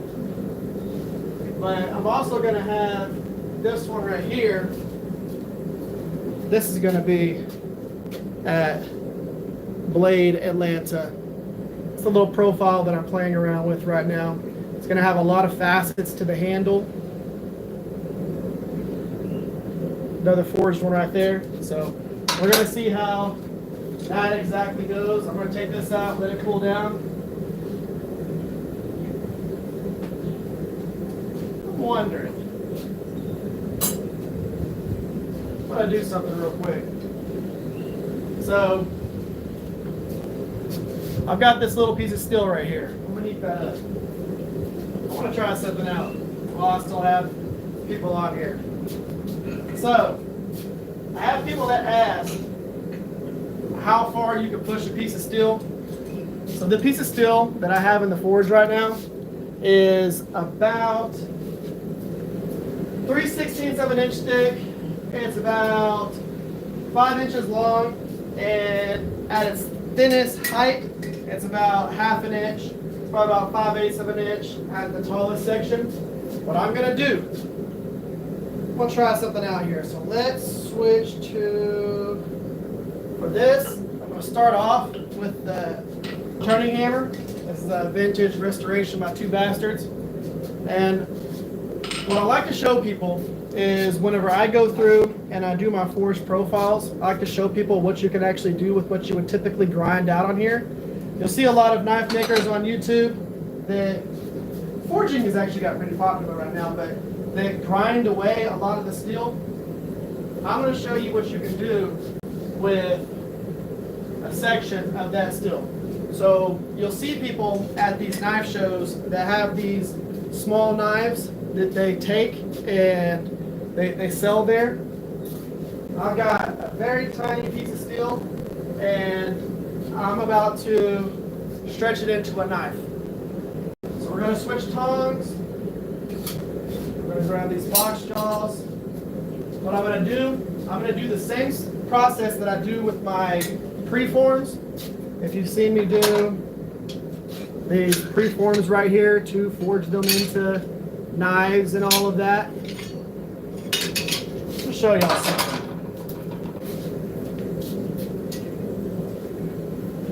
We're going to start off by forging in the tip.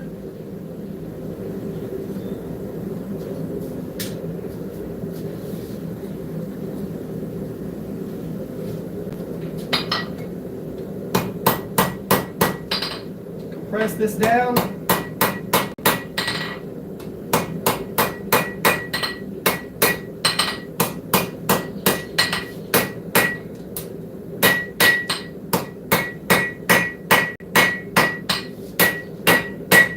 I'm going to zoom y'all in here in just a second. So, whenever I tell people there's only so much that you can do with stock removal, this is going to show you exactly what I mean by that. I'm going to pull y'all out just a hair. There we go. That way y'all can actually see what I'm going to be doing. So, there's only so much that you can do with stock removal. And I'm going to show you what you can do with forging. Little bitty piece of steel here.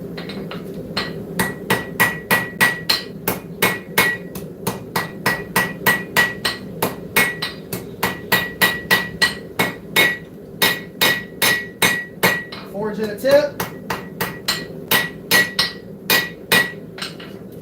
Decide what's going to be our handle section.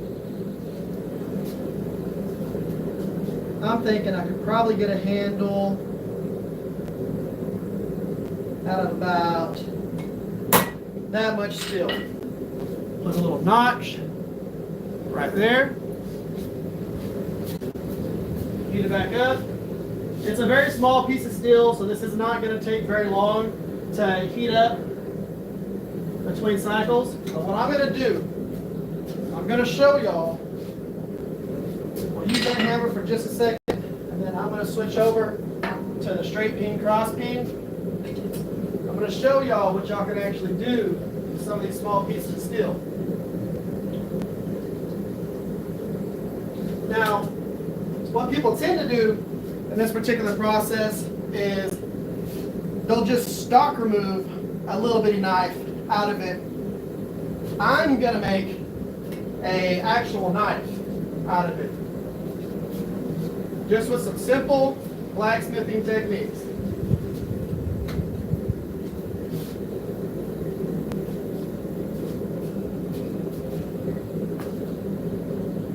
So hang it off the anvil. All right, that is gonna be our blade. That's going to be our blade. That little guy right there. It's about to not be so little. So we're going to heat it up. We're going to switch to this guy right here. This is a 2 Basterds cross peen and straight peen. This stretches material. This, like this goes lengthwise. This one does height. I've got 3/16 of an inch of thickness here.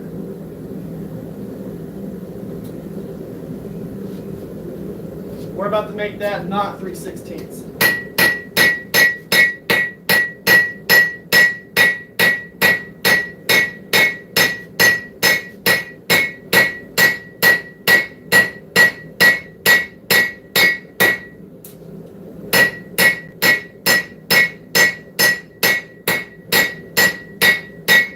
Off with about 1/2 inch of height. So we're already getting height out of that. We're going to do that to the blade one more time. Then we're going to switch and do that to the handle. Now this is going to be pretty crazy. So y'all watching this particular aspect of this will show y'all what you can do as a bladesmith or a blacksmith with the most small piece of cutoff that almost every single person who smiths, I wouldn't say smiths, but knife maker wise, would not use this piece of steel that I'm using. But I'm going to, because why not?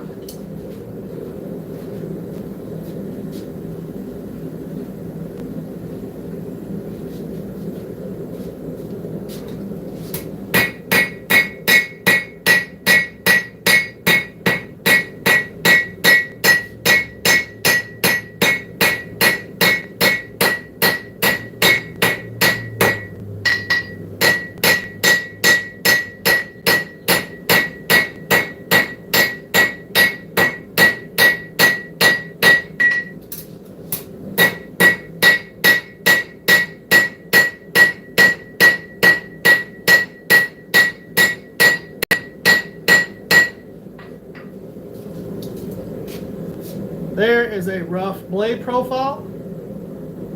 Thinned it out. We're still about 1/8 of an inch thick, so we're not like some crazy super thin.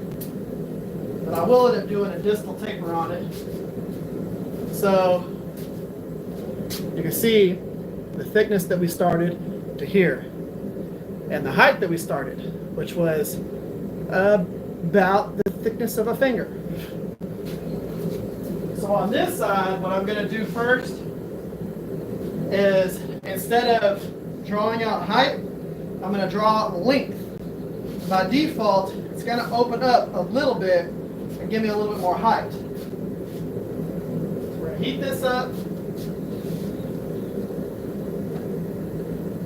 We're going to get ourselves some height out of this.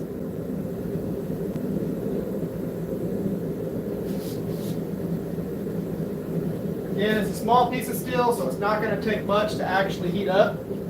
But we'll be able to stretch out that length and have something that we can actually work with here.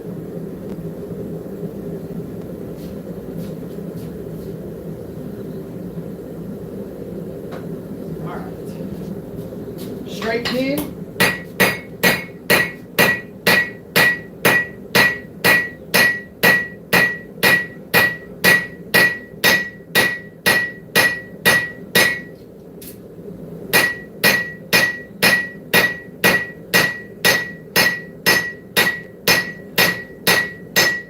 I've done this at live shows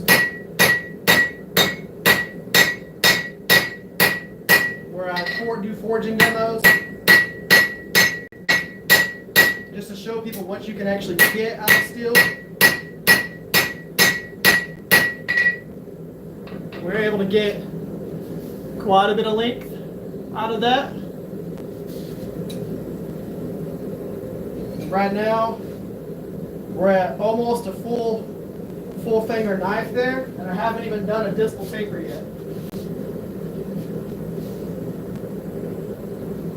So we're gonna heat it back up. I'm gonna clean up that profile just a little bit and flatten it back out. We're gonna use the 2 Basterds turning hammer for that. And then what we'll go ahead and do, because of how small this is, I'm going to use a ball peen hammer. Don't know what a ball peen hammer is. This right here, to actually stretch out the bevels. Be careful doing that because you can accidentally screw it up.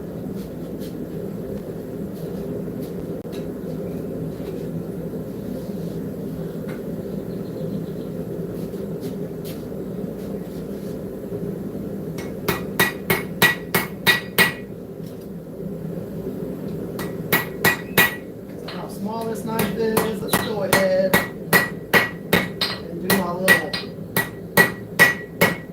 faceted style handle.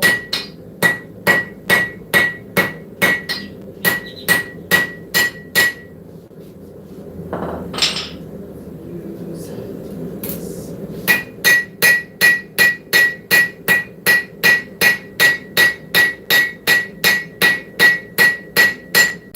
Draw a little bit of height in here.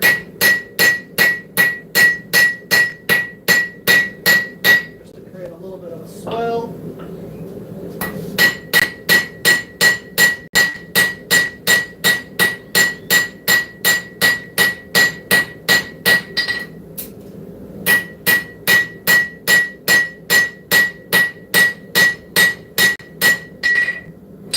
Okay, we'll go back in. As you can see, we're starting to get a little handle profile. What the heck? Y'all are like, why don't you come over here and hang out with me?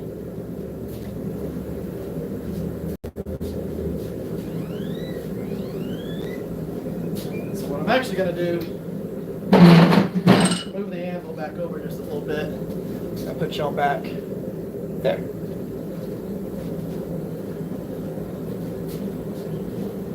Now this is not going to turn into a little butter knife. This is actually going to be a nice little knife profile. I've actually done this, well, not this profile. This is going to be like, kind of like my bird and trout style knife.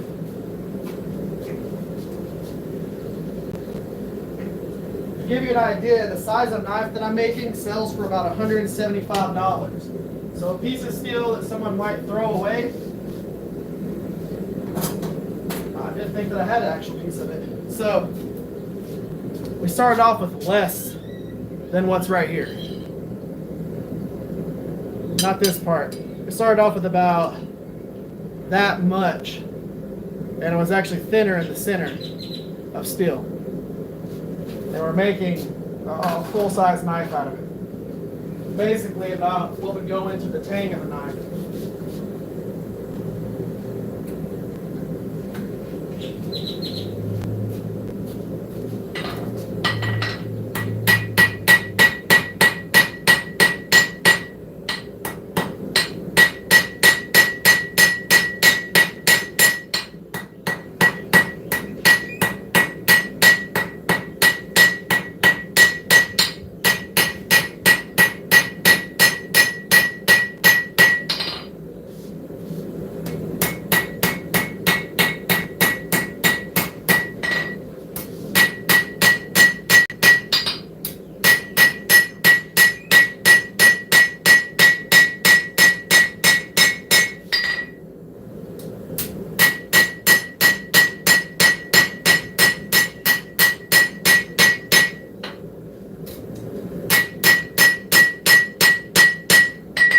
Planishing, a little bit of distal taper.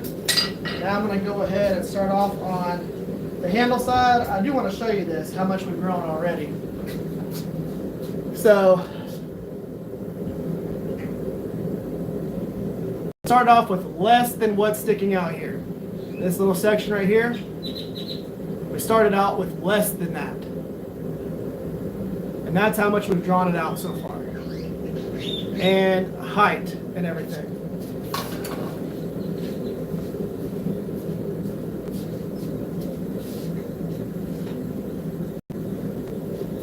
We'll probably end up with about a 7.5 inch long knife. To give you an idea, my bird and trouts, like this right here, these guys are about 8 inches long. And the bird and trouts sell for $250. So again, what would have been a little knife. Now, of course, the reason why I said this isn't one of those, this is a piece of, I think that this is a piece of ADCRV2. Those are 26C3, my bird and trouts. So they get a little bit of a harder edge. I'll finish those after temperature at about 64 to 65 rock metal, which is really hard for an EDC. Okay, so we're going to switch. We're going to stretch out the bevels with a ball peen, which is not what you typically stretch out bevels with, because you risk screwing up a lot of stuff. I'm confident that I can do it, so I'm going to try.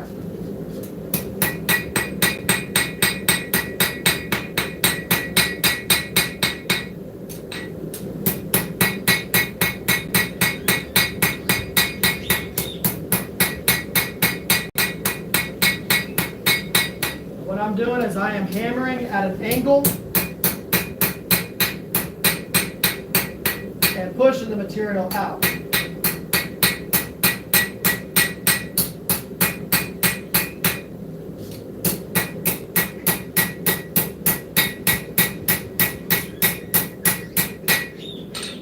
And I'm going to draw out that heel and those bevels with that. Heat it back up. Now, of course, whenever I come in and I planish all that out, I'm actually going to planish most of that with the round side of that turning hammer, which is, you don't typically planish with a ball, but I'm going to.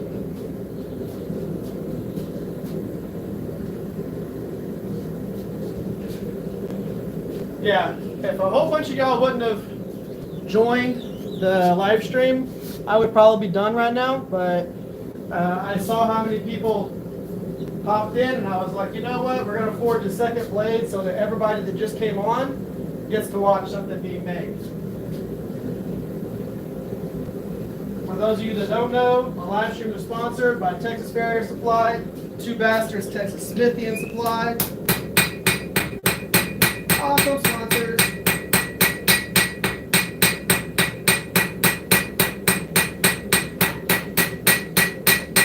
Live streams are fully sponsored by 2 Basterds. Texas Farrier Supply is a channel sponsor. But 2 Basterds is a channel and a live stream sponsor.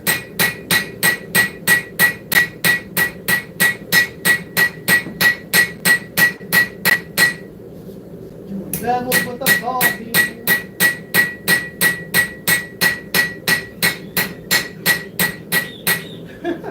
My daughters are here off camera dancing to the rhythm of the forging. You're awesome, Marlon. She's just over here slightly off camera just dancing to the rhythm of me forging on this. So we'll keep drawing those out. Move that back just a little bit. And then go from there. I'm going to cool these tongs off. Look how hot those things are. Jeez. Those are hot. They're very hot, aren't they, Arlen? Uh-huh. So right now, this is not the final profile of this. What I'm doing is I'm moving the material to where it needs to go. And then I'm going to correct the profile, clean things up, planish things, and give it a nice overall feel to it. Ooh. Pizza looks good. How much of that pizza do you have left? A lot. Can I have some of that? Yeah, sure.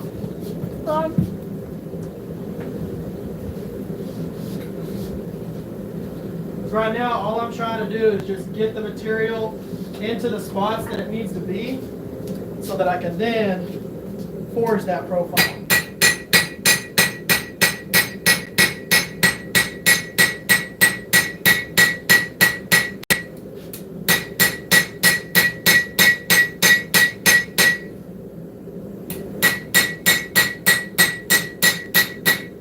I'm making basically another one of the little knives that I did for you. Heat it back up, and then what I'm going to do is I'm going to work on the tip of the profile, bring that down. Because right now it's got kind of like a clip point-ish bulbous thing going on. Luckily it's nice and thin, so it heats up real quick. Come on.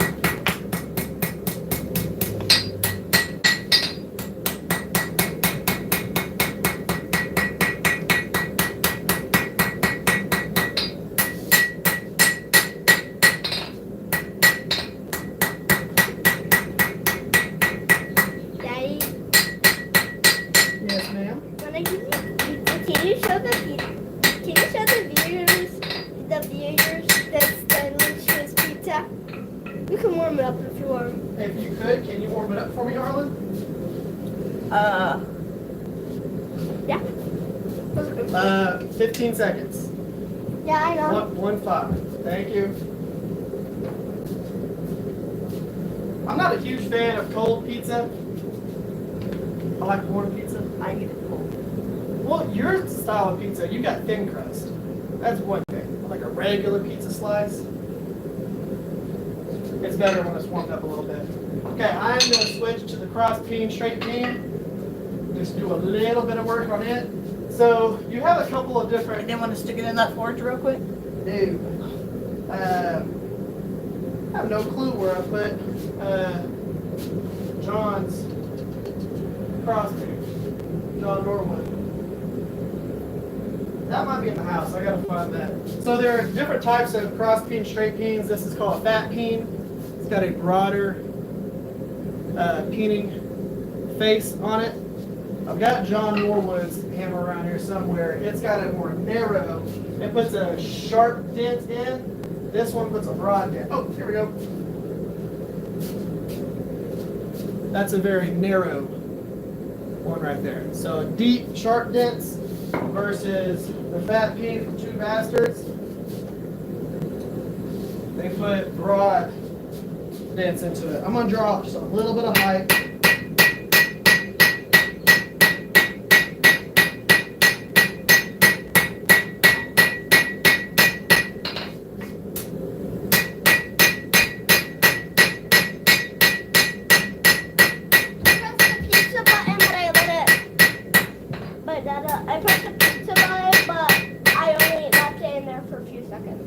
Can you? I'll take it. Hold on.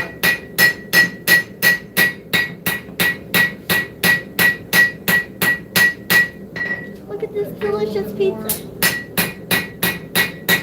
Watch out, baby.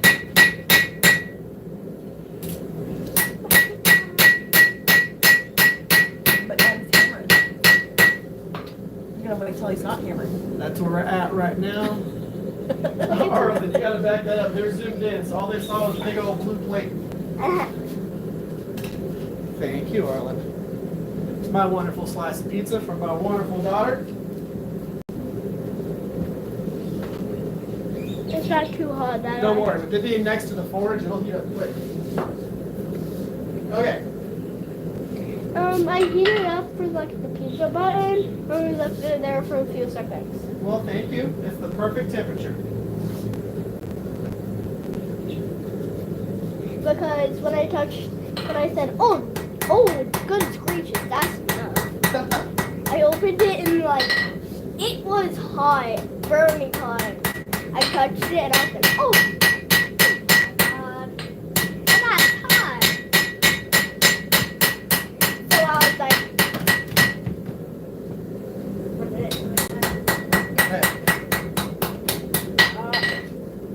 I have a stash of gum, guys. I have a stash of gum. Just refining that profile as we go.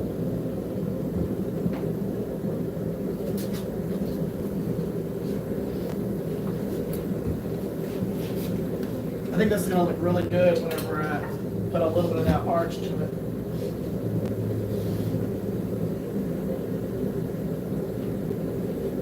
What I mean by that is how a lot of my knives have a subtle arch. I think that's going to look good. Right now the spine's pretty straight.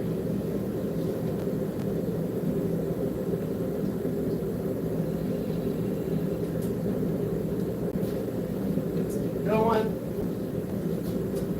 So what's nice about having a smaller knife like this is how fast it heats up.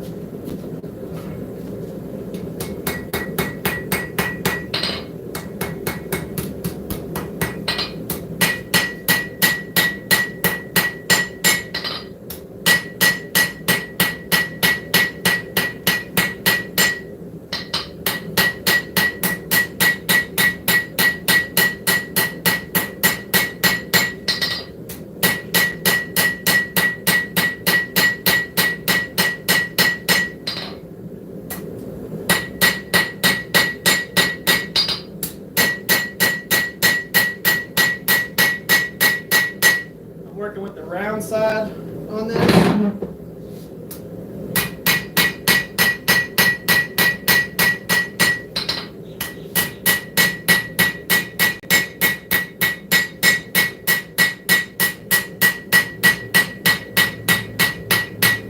Doing bevels, planishing, flattening.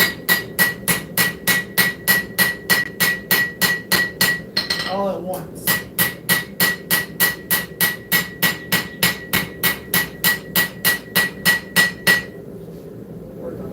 Taper to the tip.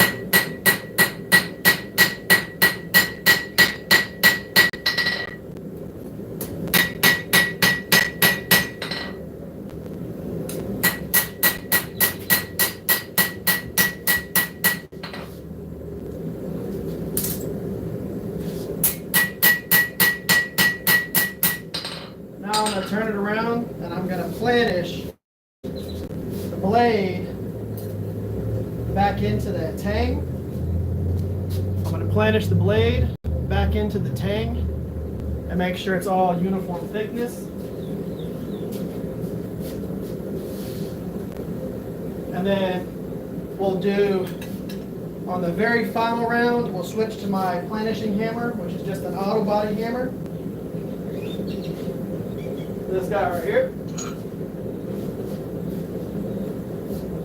Had this 26 years. New handle on it. It used to have an old fiberglass handle. Frank with 2 Basterds rehandled it for me.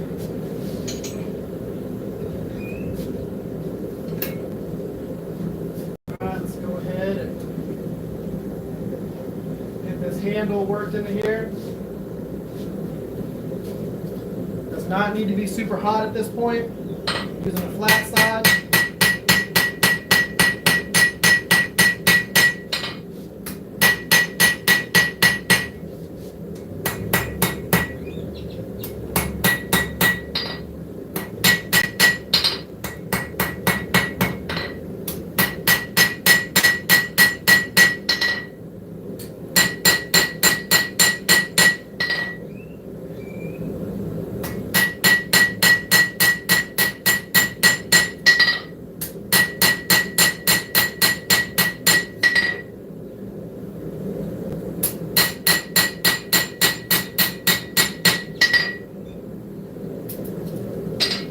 Now, we need to go from the profile that we have right now and just clean it up just a hair.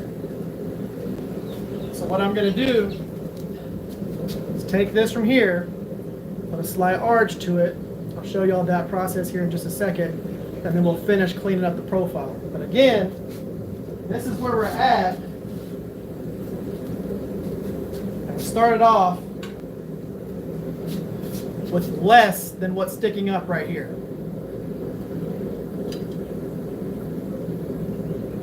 Only about this much of this steel. And that's what we've got out of that. It's crazy what you can do with scraps of steel.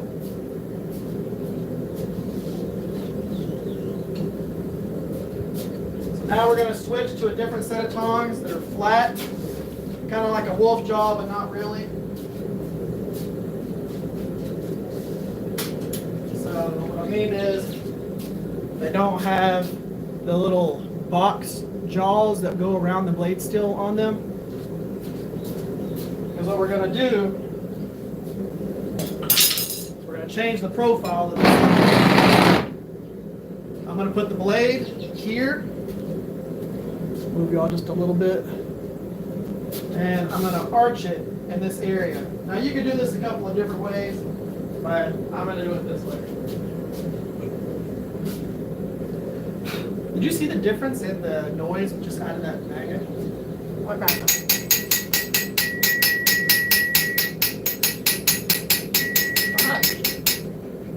Isn't that crazy? Because the other ones that I have are silicone to the base, so they don't have any of that ringing noise.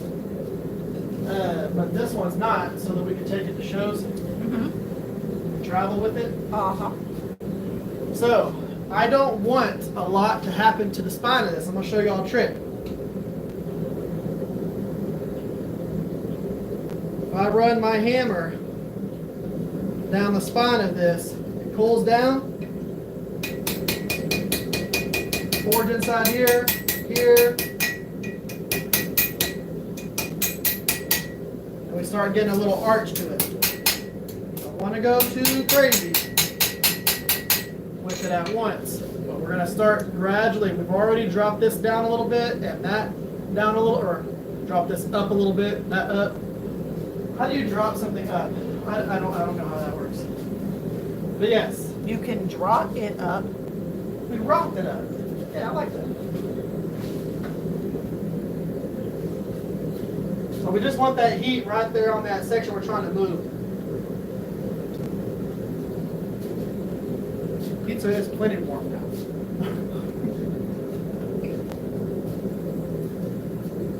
Happy it's a plastic plate. Sarcastically. The plastic's not really that bad. It's not getting too hot.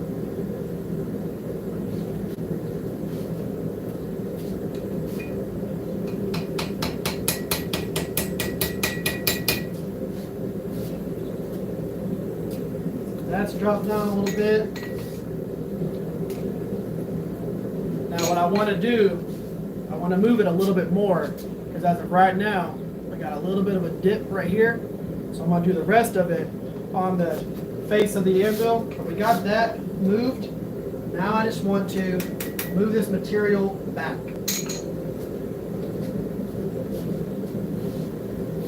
That'll finish the rest of our arch process. You don't want it super hot while you're trying to do this, because if it's too hot, you'll go through and you'll bend the steel too much.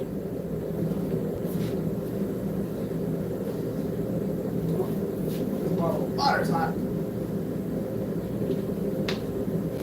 I don't got it. My side got real warm. Like hot tea.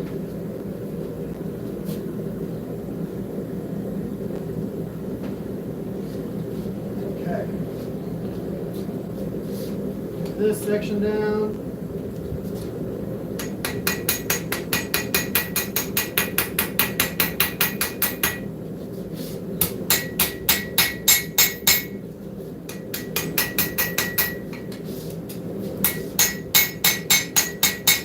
Pulled the edge down so that it didn't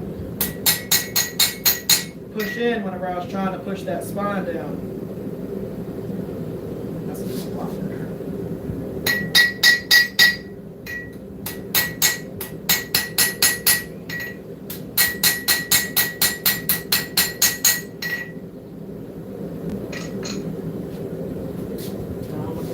tip. Right piece of feed.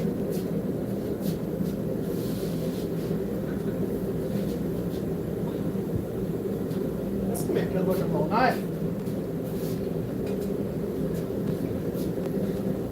And it's wild what you can do with this amount of material. I mean, I could just sit here and forge knives like this all day. So, question for you. Yep. How did you meet your sponsors? I don't know what. How did you meet your sponsors? Pitch it? How did you meet them? Oh. So with Frank, that was at, what was it, Blade Atlanta, if I'm right. And Chris Jones is the one that introduced us. So that was pretty interesting. Chris doesn't do a lot of forging. But I guess Chris had met him at a few shows and saw a few of the hammers and was like, hey, you need to meet this YouTuber. He might want a hammer or two from him. And it was me and Dennis Tyrell from Tyrell Knife Works that had met him all at once. And we saw his the fat peen hammer. He got a fat peen, a couple of fat peens on his hips. It's the first person I ever see dual wield hammers. And I saw this hammer and I was like, I want one of those because I do integral bolsters, and this broader peen right here is perfect for forging those bolsters on the side of the anvil that I have. And I wanted to get into integral bolster knives, so I was like, hey, I want one of those hammers. I'll pay what you want, you know, what you're asking for it. And I guess he looked me up and actually figured out who I was and was like, yo, how about this? I will send you that hammer for free. And I was like, oh, okay. And he did. I've been using his hammers ever since. Not because they're free, because there's a few of these hammers that I've paid for. You know, all my hammers that I got from him are not ones that are free hammers or sponsored hammers. I have purchased hammers from him. I like the hammers that much. And I like his handles so much that I had him re-handle my hammers that I've had for a very long time. Two at least, huh? They're just awesome. And then with Texas Farrier Supply, that was again, met Evan at shows, because I've been going to Blade Atlanta for a long time now. And Evan, if you met anybody with Texas Farrier Supply, you know Evan. He wears very simple shorts and like a white tee, very basic tees. He was wearing OD green. I know, right? That's pretty much all he wears. Everywhere. It doesn't matter where he's going. I'm pretty sure whenever he dresses up, he just puts on a sport coat over his plain t-shirt and his shorts. But yeah, I met him, talked to him several times, and over the last few times it's been about possibly doing a sponsorship. And then I've done his hammer in and a few other things. That right there is where we're at. Now what I could do is I can clean this up just a little bit. And all that requires is going back in the forge and just working this down, which I might as well show you all real quick because that's only going to take a couple of seconds. So with them, I've done hammer ins and all this stuff, and it has made it to where it just made sense to bring them on as a sponsor. Now, of course, my Anvil, this wonderful J. Nielsen Anvil right here, is sponsored by them, as well as a stand and a few other things. So I really, really like them. They're awesome. And then, of course, I'm very particular about who sponsors my channel, and I want them to be good people who take care of our community within knife making, blade snipping, forging, all that stuff. And they do. They really, really, really do. if I'm gonna tie my channel to somebody, it needs to be someone who's really gonna help out people. And those guys are amazing. They do donations, they do raffles, you know, they take care of knife makers in times of need. A lot of knife makers lately have a lot of different issues happen, and they've been great to them. They've been getting tied in, involved with like the Aggie blacksmithing group, just continuing.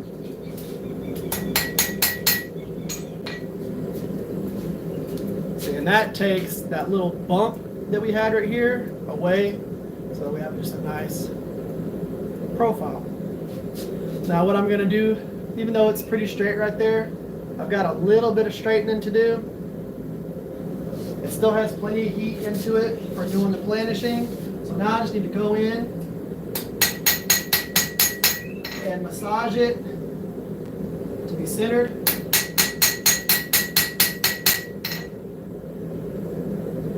That's looking good. Come back from the other side. Same thing. Figure out where the center is. Work our way down.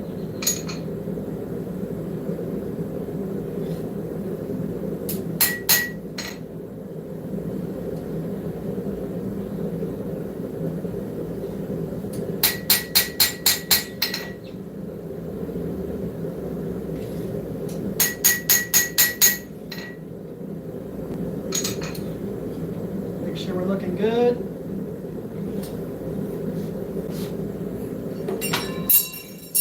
Ooh, that was a lot of spins. It just came down and like somersaulted. That was wild. What I want to do is I want to grab it, look all the way down.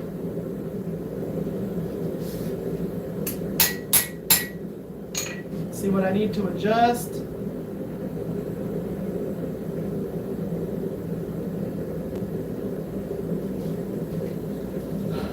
That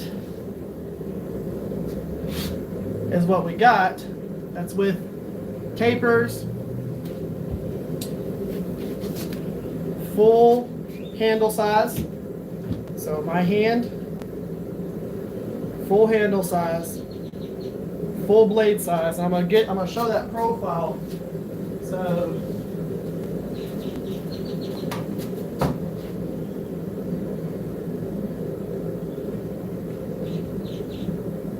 this, okay, I normally don't forge it with as much distal tapers, but I want to show you the difference in the steel size that I start with to make this versus this. And I'm going to touch them together so you don't think that I'm like doing this or this. They are touched together right there. Okay, so that, I want to show you what the stocks start off at difference-wise. We're going to put that back in the forge, let it start heating back up. So, this is what I start off with, a piece of 26C3 to make that knife. That is the difference.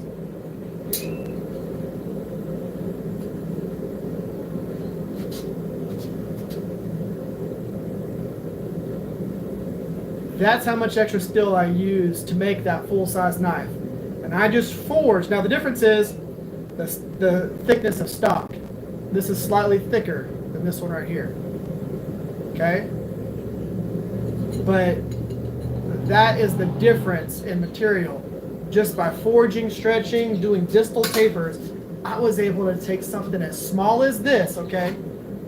That size difference to forge that full-size knife.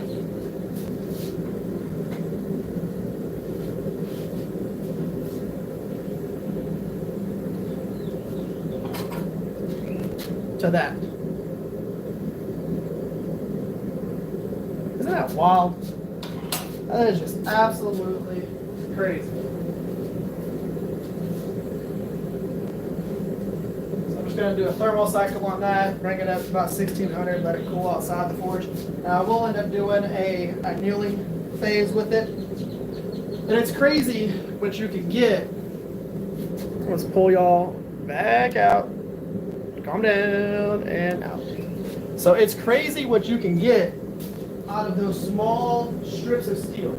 So I was able to take that tiny piece of steel, forge it out into that knife. And then it's the same thing for this. This has had a little while to cool. This is what we forged a little bit earlier in the live stream. That full-size chef's knife with bevels forged, everything like that. We got that forged in the live stream today, plus the knife that's heating up right now.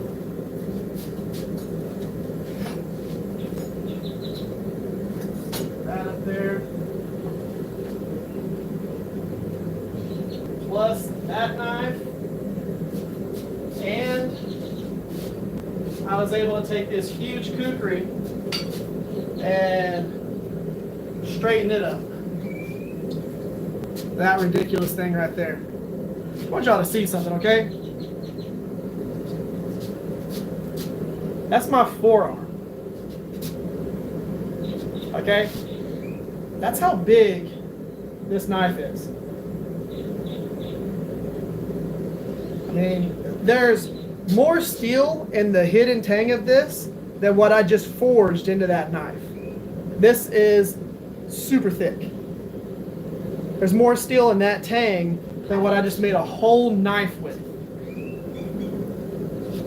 It's absolutely crazy.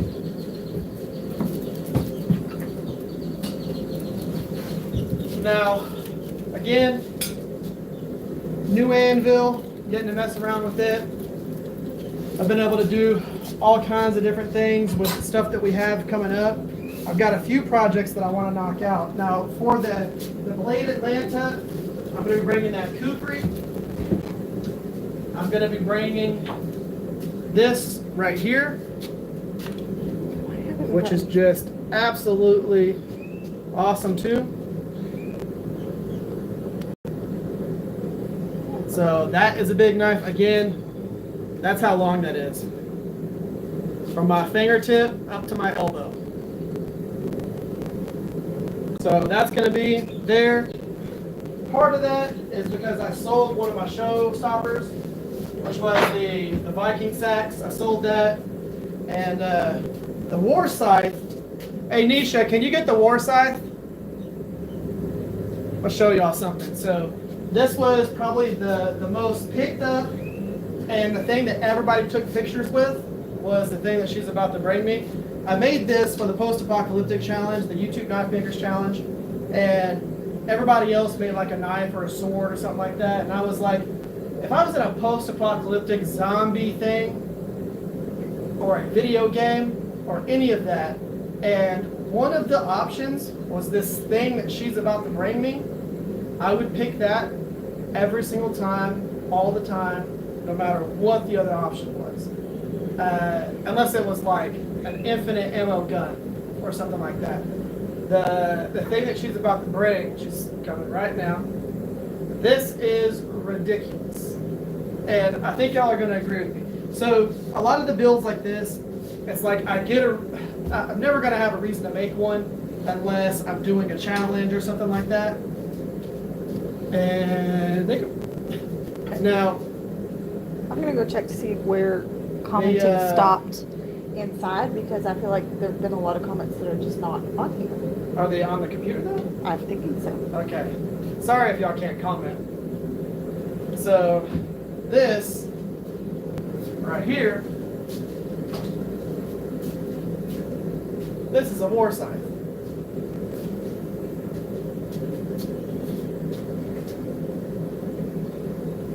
Now, if you were in a video game, and this is fully functional, this is fully heat treated, everything, it's not a prop or anything like that, 1/4 inch thick spine all the way through.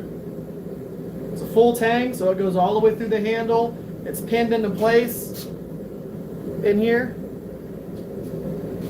But that, if I was in a post-apocalyptic situation and I had the options of picking particular items,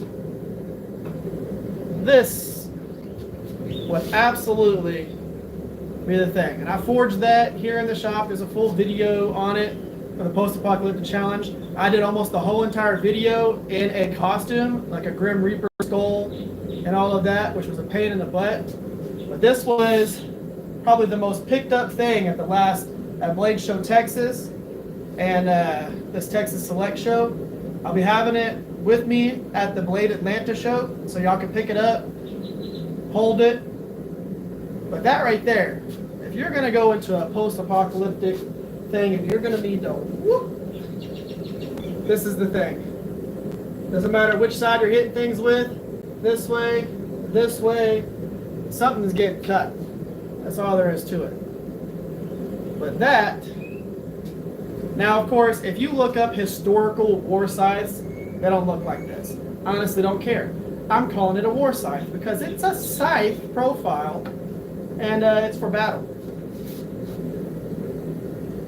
So that is probably one of the coolest things I've made. I've also got another thing that's very dangerous. It's a two-handed, or not two-handed, but a double-bladed dagger where you hold it in the center and it's got a 14-inch dagger coming out from the back side of your hand and then a 22-inch dagger coming out of the front side of your hand. So no matter where you point that, if you swing it at somebody like this, there's a dagger pointed towards you. This is the most dangerous thing I've made. I've got a scar on my stomach from chopping with it and shoop, slicing through my shirt and going into my stomach right here. Luckily not very deep, but yeah, so I've had that. You know, YouTube gives me a reason to make some of these things. The bread and butter knives, I don't make butter knives. The knives that I make that are pretty crazy, I get to do every once in a while. The EDCs and chef's knives, those are pretty simple. I choose to forge them because I think that if you're going to forge it, it's way more fun. But this right here, being able to come across stuff, I mean, whether you are coming up from under, going down, just coming across, I mean, it's amazing what you can do with this. I did a whole fruit ninja thing with it and decapitated a lot of fruit. And I'm also getting a ballistics dummy. So those dummies that you see on Forged in Fire, I got a commission for a sword, and I'm trading them. It's a person who works for the ballistics dummies company who makes the dummies. I'm trading them a sword for like a torso up. So it's going to be from the waist all the way up through the skull. And I'm going to go after that ballistics dummy with this. And I'm going to try and decapitate it with this right here. That's going to be on a full video. I'm getting that whole ballistics dummy just to be able to swing this through. A two-handed chopper that I have. It's a huge, massive chopper. Looks like a hog splitter. That's going to go through it. And I'm going to film it. And y'all are going to see a real expensive ballistics dummy just get decimated by one of these. That's going to be so cool. But yeah. War scythe. I love doing the stuff like that just because it is unique. And the same thing with the big old Kukri, with the fighting knives and all of that. That's the stuff that I like to make, but you have to be able to make the chef's knives and the EDCs and all of that other stuff in order to sell them, because even though I was able to sell the Viking Challenge build, you know, not many people are in the market for something that expensive. So it's finding the right person who's willing to pay the right price to be able to get some of that stuff. But I'm kind of ridiculous on everything that I make. So I'm going to show y'all what I use to cut branches off my tree. So this right here, this is a wakizashi. And I use this to trim trees. So some people might use machetes and stuff like that, but you can see how brutalized that is. This is all markings from tree bark. That's not rust or anything. That's all from tree bark. And I've never resharpened this. The only thing I ever do to this, I don't even know if I have my strop in here, is I go through and I strop it. So right now, even with how it is right here, if I want to, show y'all something real quick. Y'all find this kind of hilarious. So this has not been sharpened. It is literally. Can you see the comments now? Nope. So this is with my leg being all sweaty and whatnot, but Where's the new scales? that is all hair. There you go. So even with everything that I've done to this, it is still shaven sharp, which is absolutely nonsensical. They're in that blue bag. No, they're not. It should be somewhere in there. But yeah. Wakizashi for tree trimming. And I'm not kidding. What I do is whenever I'm going through and I have tree branches that come down below a certain point. So let's see here.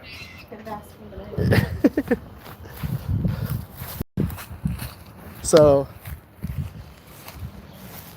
tree. So like little things that come off down on the side here. That. So like I'll go through and I'll trim all of those little things off there, or if I have a branch that's sticking down too far, instead of going through and like using a saw or something like that, I go through and I use my wakizashi.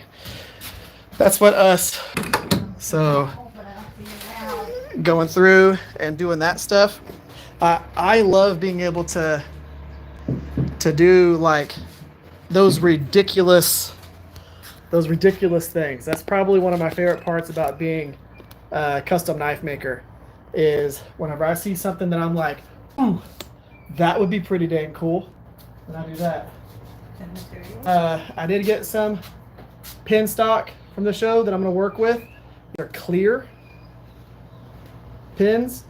So the cool thing about these is whenever I do a Damascus knife, whenever I run the pins through it, you should be able to see, whenever you look down into the handle, you should be able to see the Damascus on the inside of the hole.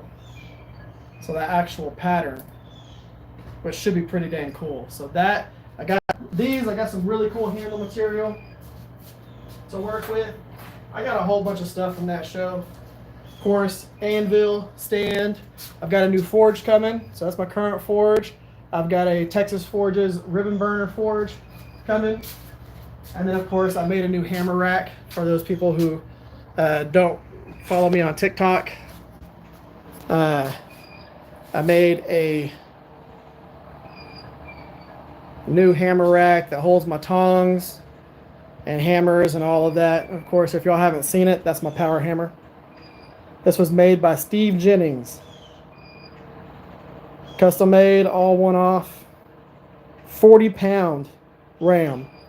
So where my 4.5-pound hammers, so like that big old hammer right there, 4.5 pounds, this is 10 of those almost. So whenever I really need to move material, that's the thing.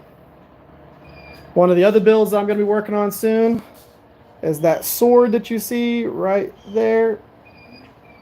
That sword. That is forged and right there on the wall. And of course, this is my one part of my shop. Vintage anvil, Vivor anvil, new J. Nilsson anvil. My grinders and everything are on this table that moves around. Porter bandsaw, 2x42 Grizzly, KMG 2x72, drill press on its stand. But yeah, I do have a video that's going to be coming out. I say a video. I'm going to be doing a short, like an actual build for the hammer rack.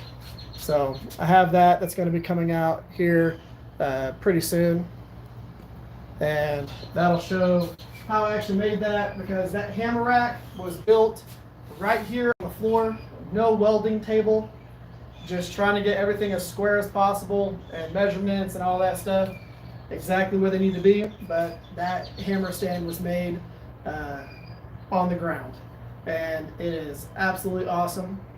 So I left my other hammer stand at Bellville whenever I did the demo last weekend with Jay Nielsen and them.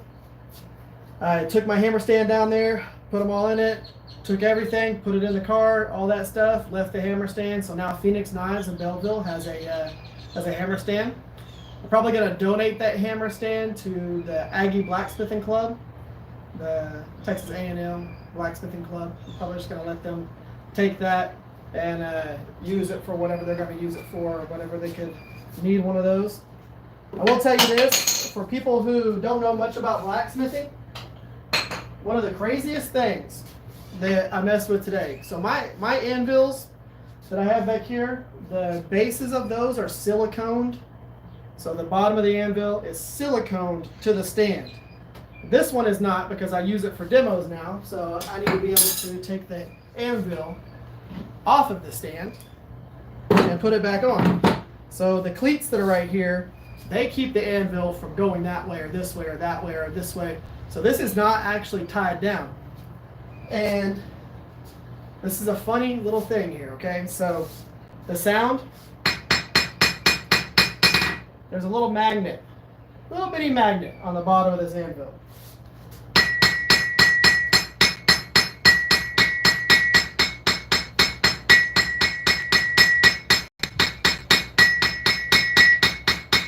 It is crazy how much ringing that little magnet does, or how much ringing it takes out by having that little bitty magnet on here. It's like it's a switch that just turns the ringing off, which is awesome, because one of the fatigues that you get while you forge a really long time is that ringing noise messes with your ears, and you got to wear hearing protection or whatever. The only time I wear hearing protection in the shop is whenever I'm using an angle grinder. None of my other tools are loud enough to really be necessary for that. Even the power hammer. The power hammer is barely louder than this. It's just deeper. It makes a louder thud, and it shakes the shop. But I've got a very thick pad that this whole entire shop sits on. This whole shop space, I used to have my forge and all that in an 11 by 11. So about this big of a space. My whole shop that was out here where I kept the anvils, the forge, and all that was an 11 by 11. Now, I have this ridiculous space. It goes all the way over here and all the way over to there. And I've got another space that's outside that's 8 foot by 16 feet that is going to be closed in, and all my grinder stuff's going to be in there. It's going to be a grinding room, so I don't have to worry about getting all that dust in here. And then y'all are actually inside my original shop. So I'm in the process of working on this space. I'll flip y'all around. So this is my original shop. This is what I did all my initial videos in. So the first few years of content was that shop. I'm in the process of redoing it, and it's going to be kind of an area that I just do leather work in and stuff like that. So it's going to be leather work. I'm going to take my TV that's on the wall inside the shop. I do have a TV in my shop. I'm going to take that TV off, put it on the inside of this other shop. I'm putting a little couch area in here, and it's going to be a nice area to just be. Whenever I start my podcast, I'm going to be filming the podcast in here, because it's going to be, I do my live streams where I do them on screen on this where you can actually see it. Normally, I can answer your questions and see that stuff. For some reason, YouTube is being weird today and it's not letting me. But I have this whole entire space that's going to be for doing my podcast, because as I'm doing it, I'm going to be, after it releases, it will come out on the podcast things like Spotify, Apple, all that stuff. But whenever it releases, it's going to go and release. So I'm either going to do it live or I'm going to film it and put it out. I haven't decided that yet. But we'll have that happen hopefully this year is whenever it happens. Can't find the scales. They're around here somewhere. Might be in one of the bags or backpack or. Well, the thing is, I remember seeing them, but I don't remember where they've been put. Yeah, I'll find them here in a minute. But yeah, we got some cool scales from Scales by Sarah. It used to be like Schwakowski scales, but people couldn't go to like schwakowskiscales.com because they had no clue how to spell her name. So it's Scales by Sarah. I like how we match, by the way. I did that on purpose. Oh, okay. We're both wearing burgundy shirts. And I wasn't, but I had to change. yeah, but yeah. So we've got that going on. I have got demos and shows happening this year. We've got a hammer in that's happening next month. I'm going to stream, live stream what my demo is there. And then after that, we've got Blade Atlanta. So I've got something going each month. So we got that hammer in. I'm going to be streaming that whole entire thing. It's going to be really cool. It's the Lost Basterds hammer in. And it's Leland Green from Lost. It's like Lost Green Knives or Lost Pine Knives. I think that's what it is. And then you have the two Bastards. They're the two people running it. So Lost Bastards. It's going to be really cool. I really want that shirt that says Lost Bastards on it. And then I've got Blade Atlanta happening. Like I said, I'm going to be bringing the War Scythe. That is going to be at Blade Atlanta. So people can pick it up, take pictures, hold it. It's going to be the only thing like this at the whole of Blade Atlanta, which is pretty cool. I love stuff like that because that is a whole bunch of knife makers, and for me having the only one of those things there, it's pretty cool. And then we've got a hammer in happening at the Stockyards in Fort Worth In September. I've got another, and I'll be doing a panel. It'll be myself, Jay Nielsen, and a few other people like Micah Dunn and a few other cool people with this community. And we're going to have a panel where people can ask questions to real knife makers about real knife making stuff, not some movie stuff. And then as a real knife maker, anytime I watch somebody forge a knife in a movie, I just shake my head the whole entire time. It'd be the wildest, most crazy thing you ever see somebody do in a movie. I've never seen people, it's just a lot of it doesn't exist, and it would be so much easier for somebody who works on that film to just say, hey, maybe we should ask a knife maker if any of this makes sense. Anyways, we've got that, and then I've got another show where I'm going to be doing a full live demo. I've got a few things. There's going to be a whole bunch of shows that happen this year that you'll get to watch me go and do, and then next year is going to be pretty crazy too. But I think what I'm going to do is probably end it here. That way we can go ahead and I can go inside and get something to eat. I've had one little slice of pizza. We forged some awesome stuff. So for the people who are just hopping on, let's show you what we forged today. So we took a rectangle piece of steel and forged out a chef's knife. So we forged this right here from a rectangular piece of steel, full distal taper, so it thins out all the way to the tip. You can see how straight that is and how flat that is. That is how flat I like to forge stuff. You can see the reflection in here. That way, whenever you're done with it, you don't have a ton of hammer strikes all the way down it. So We forged that to finish. And then I took a very little bitty thin piece of material.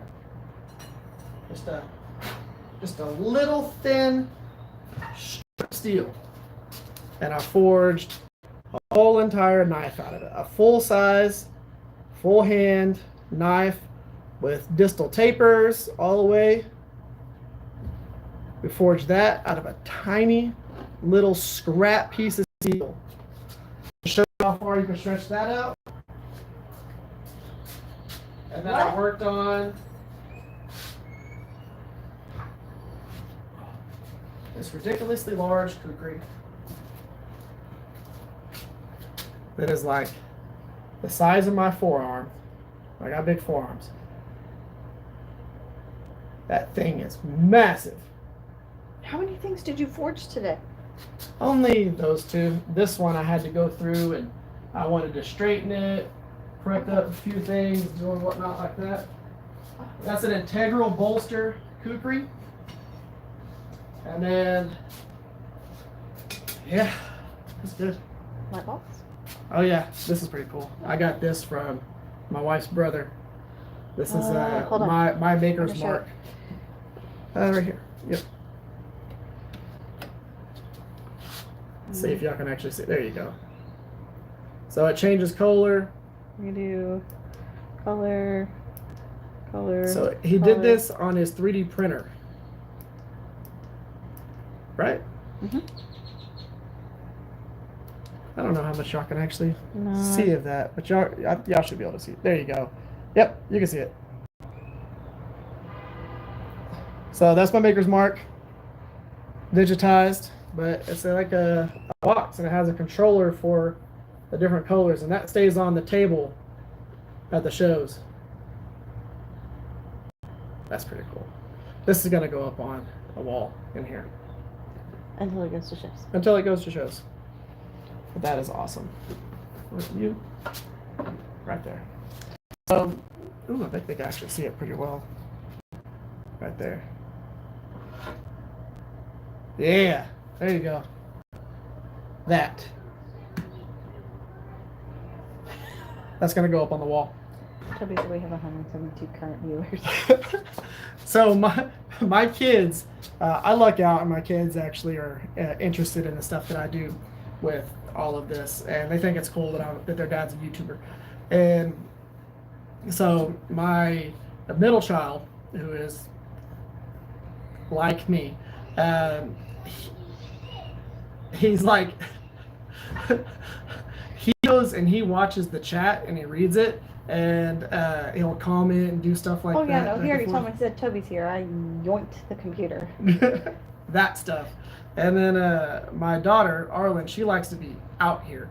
If she could be doing the stuff that we're doing in front of the camera, she would be, but she is young. So the last thing I need is my 7-year-old to be out here and forging and all of that. And yeah. It's 6-year-old. I gave her an extra year. I don't want to do that. She's already growing too fast as it is. But yeah, if it was up to her, she would be out here forging with us. Now I have forged with them. They've done rune pendants, they've done necklaces and stuff like that. So they have been out here and they have swung hammers and forged and all of that, which is awesome. As they get older, it's a really cool skill to have that I don't know if they'll need, but it's a cool thing to do. Part of my income is based around doing this. Knife making, YouTube, live streaming, but I really like the aspect of teaching within this. I like teaching how to do these things and forging the way that I do, because I think it might help people who want to get into knife making. I really want to show people how simple it is to do things like preforms and stuff like that, to go from a rectangle to this form, to go from this form to this form, to go from that form to this form right here, to go from this form to a full knife. With the handle, with bevels forged into it, a full-blown knife. But teaching people how to do the simple steps of preforms and what to work on, what to focus on, what not to focus on, and getting people to be able to do this particular craft without them having to try and travel 6, 7, 8, sometimes 20 hours to go to the nearest person that can teach them how to do this particular skill in person.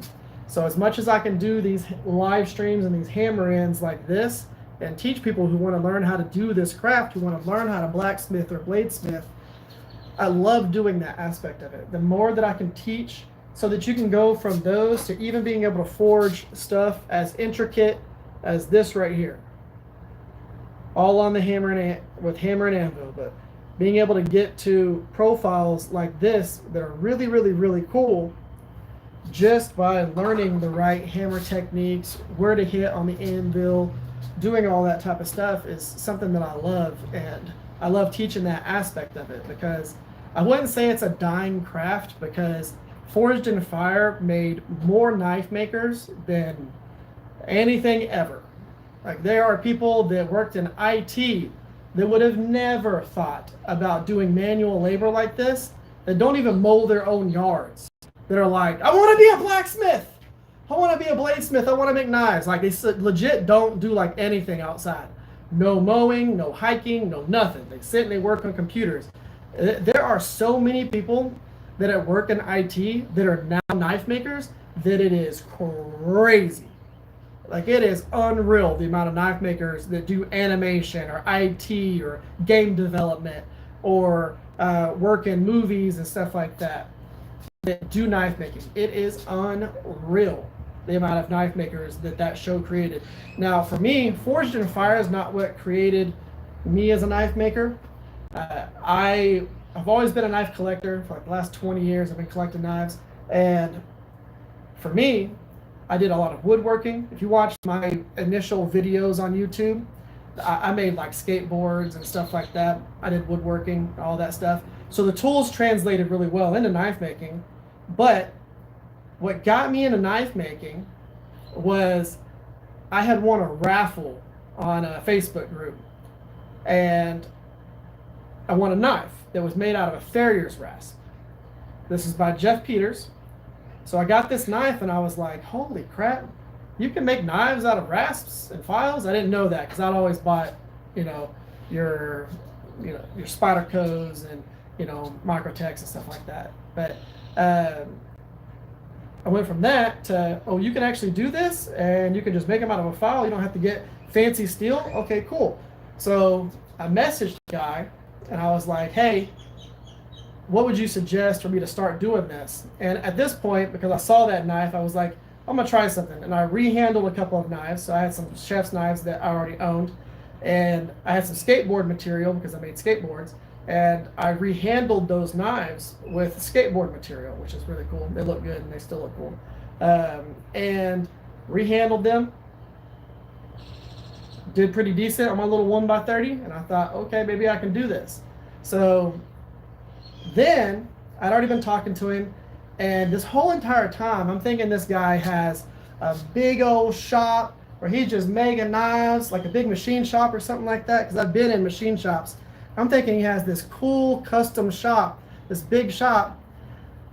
I watched him on his episode of Forged in Fire, and he was using all his tools inside of half of a one-car garage. He didn't have a big old shop. He had like 2/3 of a one-car garage and just very simple basic tools, and won his episode. And he was going against a guy that had like a full knife shop, like a full building dedicated to him making knives. And this guy in his one-car garage beat him. I was like, you can just do that? So then I got some simple tools and made myself a 2x42. I made a couple of knives, and then the videos were doing, okay for what my channel was back then. The whole first year of my YouTube channel, I had like 190 subscribers. That was the peak. And then the second year, COVID hit, things like that, and I made this file knife. I made a knife out of a file exactly like this, a 1/4 inch thick mill bastard file. Made a file out of that. What happened was I was working for a car dealership for Honda, and I had a guy that worked in the parts department, the service department, and he saw that I had made a couple of knives out of files, and he said, "Hey, I have this file from my dad. It's a thick, big file. Could you turn that into a knife so I can give it to my son?" And I was thinking, that's gonna be pretty cool, because it's like an heirloom thing. It was his dad's file, and then he is giving it to his son. So it's gonna go through it. It was his dad's, and then it was him. They used it until it wasn't cutting anymore, and now he is giving it to his son as a knife, and then it's gonna be a useful knife from that point moving forward. And that was my video that went out that was making an heirloom knife out of a file. So making an heirloom knife out of a vintage mill bastard file. And I released that video, and it did okay. And then after 2 weeks, it just kind of, 1,500 views, 3,000 views, 30,000 views. It just kept growing and growing and growing and growing and growing. And at that point, YouTube said, "Hey, you're a knife maker." And I've been a knife maker ever since. So I was at first I was a YouTuber that made knives. That's what I always tell people, because I was not a full-time knife maker. I was a YouTuber that made knives, and then I was full-time knife making for the better part of a year. And at that point, I was a knife maker that does YouTube, and now I'm a knife maker that does YouTube. I go to shows. I teach people how to do my type of forging, which is very close to forge to finish, very clean forging with the purpose, forging with the end result, forging with a goal to make it as close as the actual thing as you possibly can, and teaching people that brute to forge and forge to finish is a real thing, so that whenever you go to a show and you see someone who classifies their knife as a forge to finish, and all you see is the hammer marks, you'll know, well, I mean, technically you could just take a hammer to the flats of a knife and get that texture. I want the texture to just be the scale. I don't want you to see any of the hammer marks, unless I'm purposely trying to show you the hammer marks with a specific texture. Like I've done cross hatching with the hammer marks in order to get a specific look from where the bevels transition into the flats. But that's the only time you should see that. You shouldn't just be able to call it a brute to forge knife and slack on the fit and finish and quality of it. Like the knife, if y'all go and check out my TikTok, it is the Rivers Experience on TikTok. The knife that I did with Nisha, my wife is behind the camera right now. I have this knife that I forged that was small. I did it on the live stream at the Texas Custom Knife Show last year. Basically another one of these little small ones that I did. And I forged the tang so flat that whenever you see me actually doing the glue up, I have a clip, it's like a 60-second, 1 minute video of me doing the glue up on that. You can see the full texture of the forged texture from tip through the tang. All the way through that whole entire tang has texture. But whenever you have that thing married up with those scales, there's not a freaking single gap between the handle scales and the tang. It is perfectly flush. That's how flat I want to forge. I want you to be able to see the texture, but it just be there from forge scale. So it's only like less than 1 thou. You can't even barely catch your fingernail on it. Whew. Okay. I think I am good.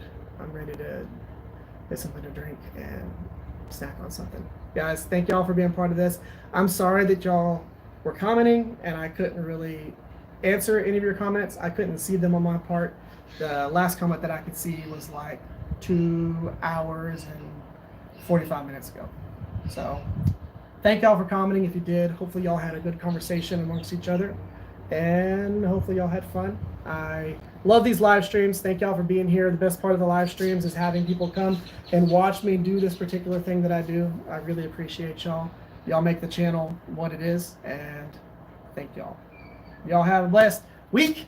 I'll see y'all next week. I'll probably go live stream on Friday instead of Saturday because I got to work for the Pepsi main job on Saturday. I'll catch y'all later. See y'all.